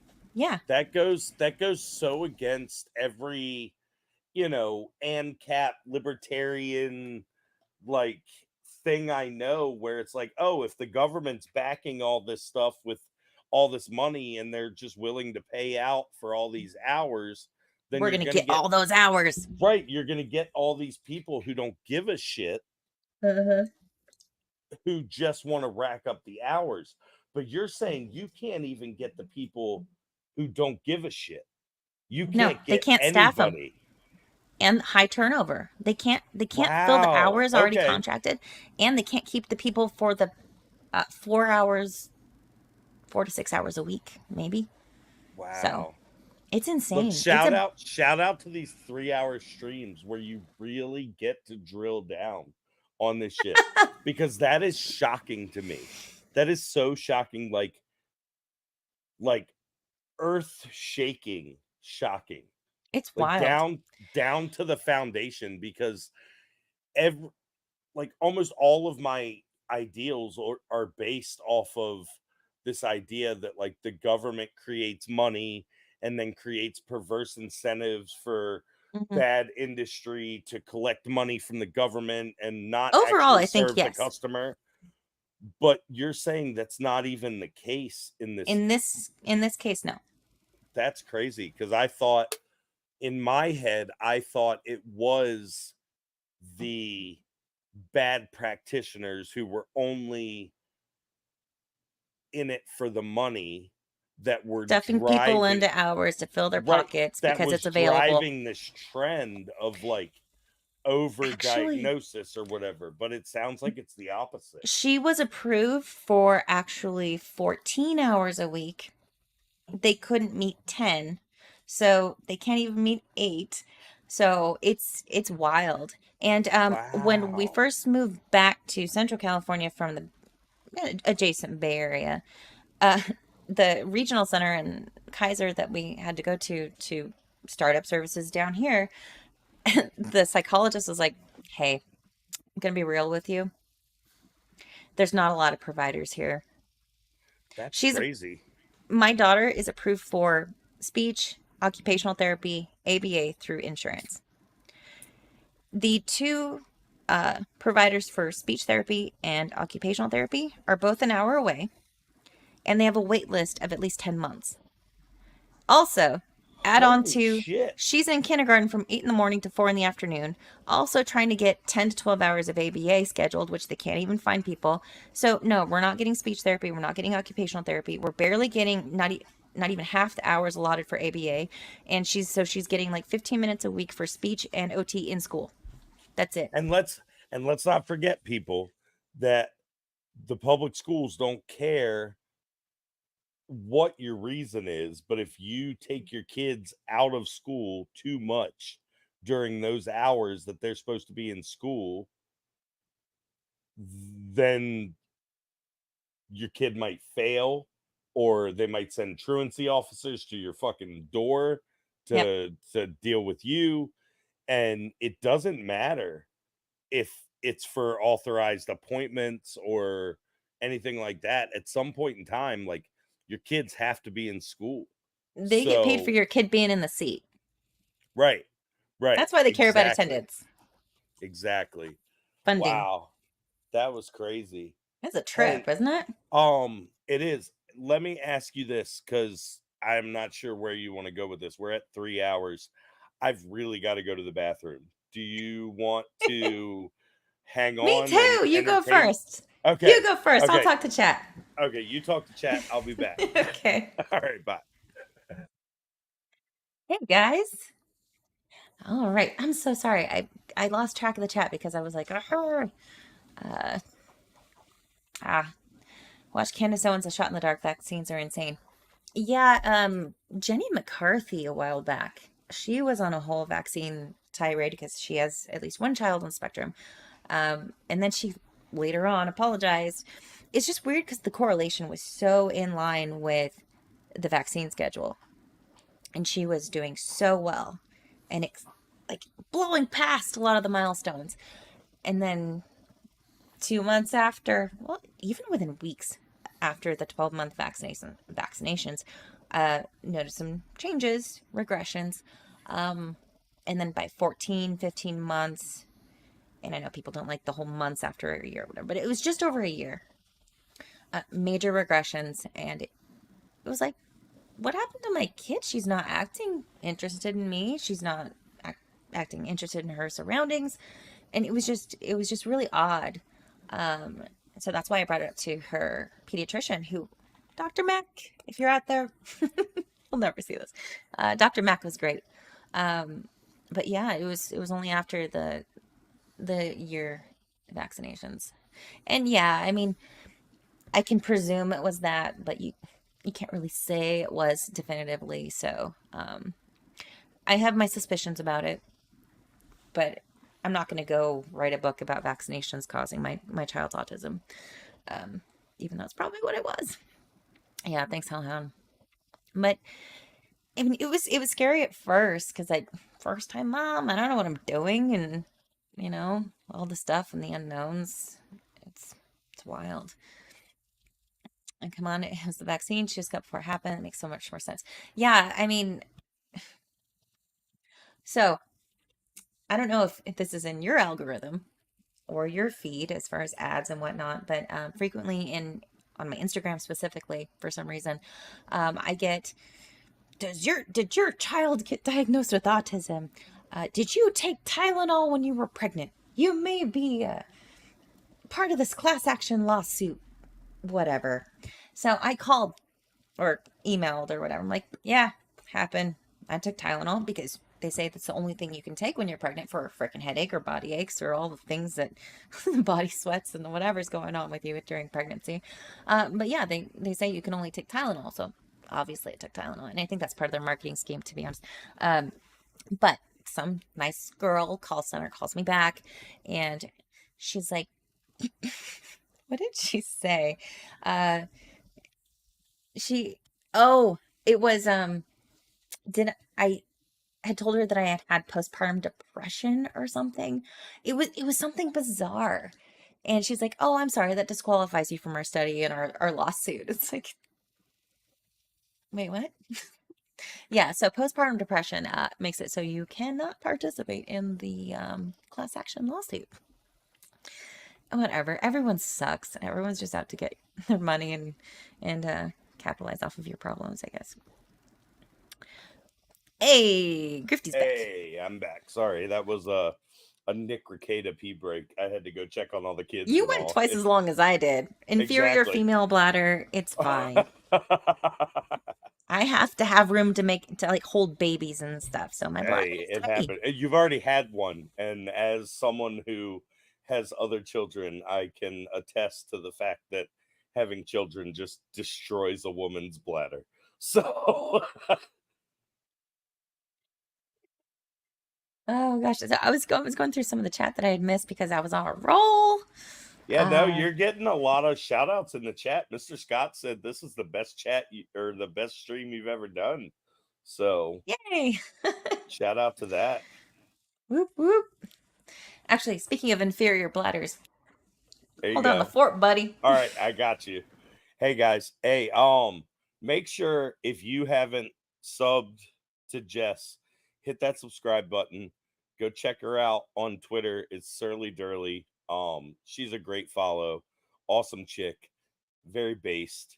Go check her out. And if you feel like it, you can catch me on Twitter at GriftyIRL. I have a Rumble channel at Grifty. On YouTube, I think I'm GriftyIRL. I don't know. Fuck YouTube. YouTube is asshole. Rumble is where it's at. But yeah, make sure you guys like and subscribe to Jess. She's the shit. Don't forget that little super chat button down at the bottom. I don't get any of it. It's all for her. She's earned it all. Give it to her. Support those stay-at-home moms. But yeah, no, this was quite like I didn't expect this conversation to go where it did, but I'm glad it did because it was very informative. Hey, thanks, Keebler. I appreciate the follow on Twitter. Yeah, no, it was very informative. Like I personally, I was very shocked to learn that there's like even though the government money is flowing in California, there's a lack of people to take advantage of it. That's shocking to me to hear that. And yeah, I mean, obviously we talk all the time about there's a mental health crisis in this country and this and that, and it's obviously true, but I've never had the experience of it being because of a lack of providers. My experience has always been the opposite, where it's too many providers who don't give a shit about their actual patients and all they care about is the profit. So it's interesting to hear that that's not the case. Isn't it everywhere. wild? It Even is. even in the Bay Area where there's an abundance of providers, it's still, I mean, the quality. I mean, to be fair, on your note, what you're saying is the quality doesn't matter for these people Right. and these organizations. But in an area now, a county that I'm in now, you just don't have the resources. a lot of it has to do with the draw is to bring providers to an area that's more rural when, they want to go make the bigger bucks because in the Bay Area, That's true. salaries are a I lot can see higher. that. I can see that.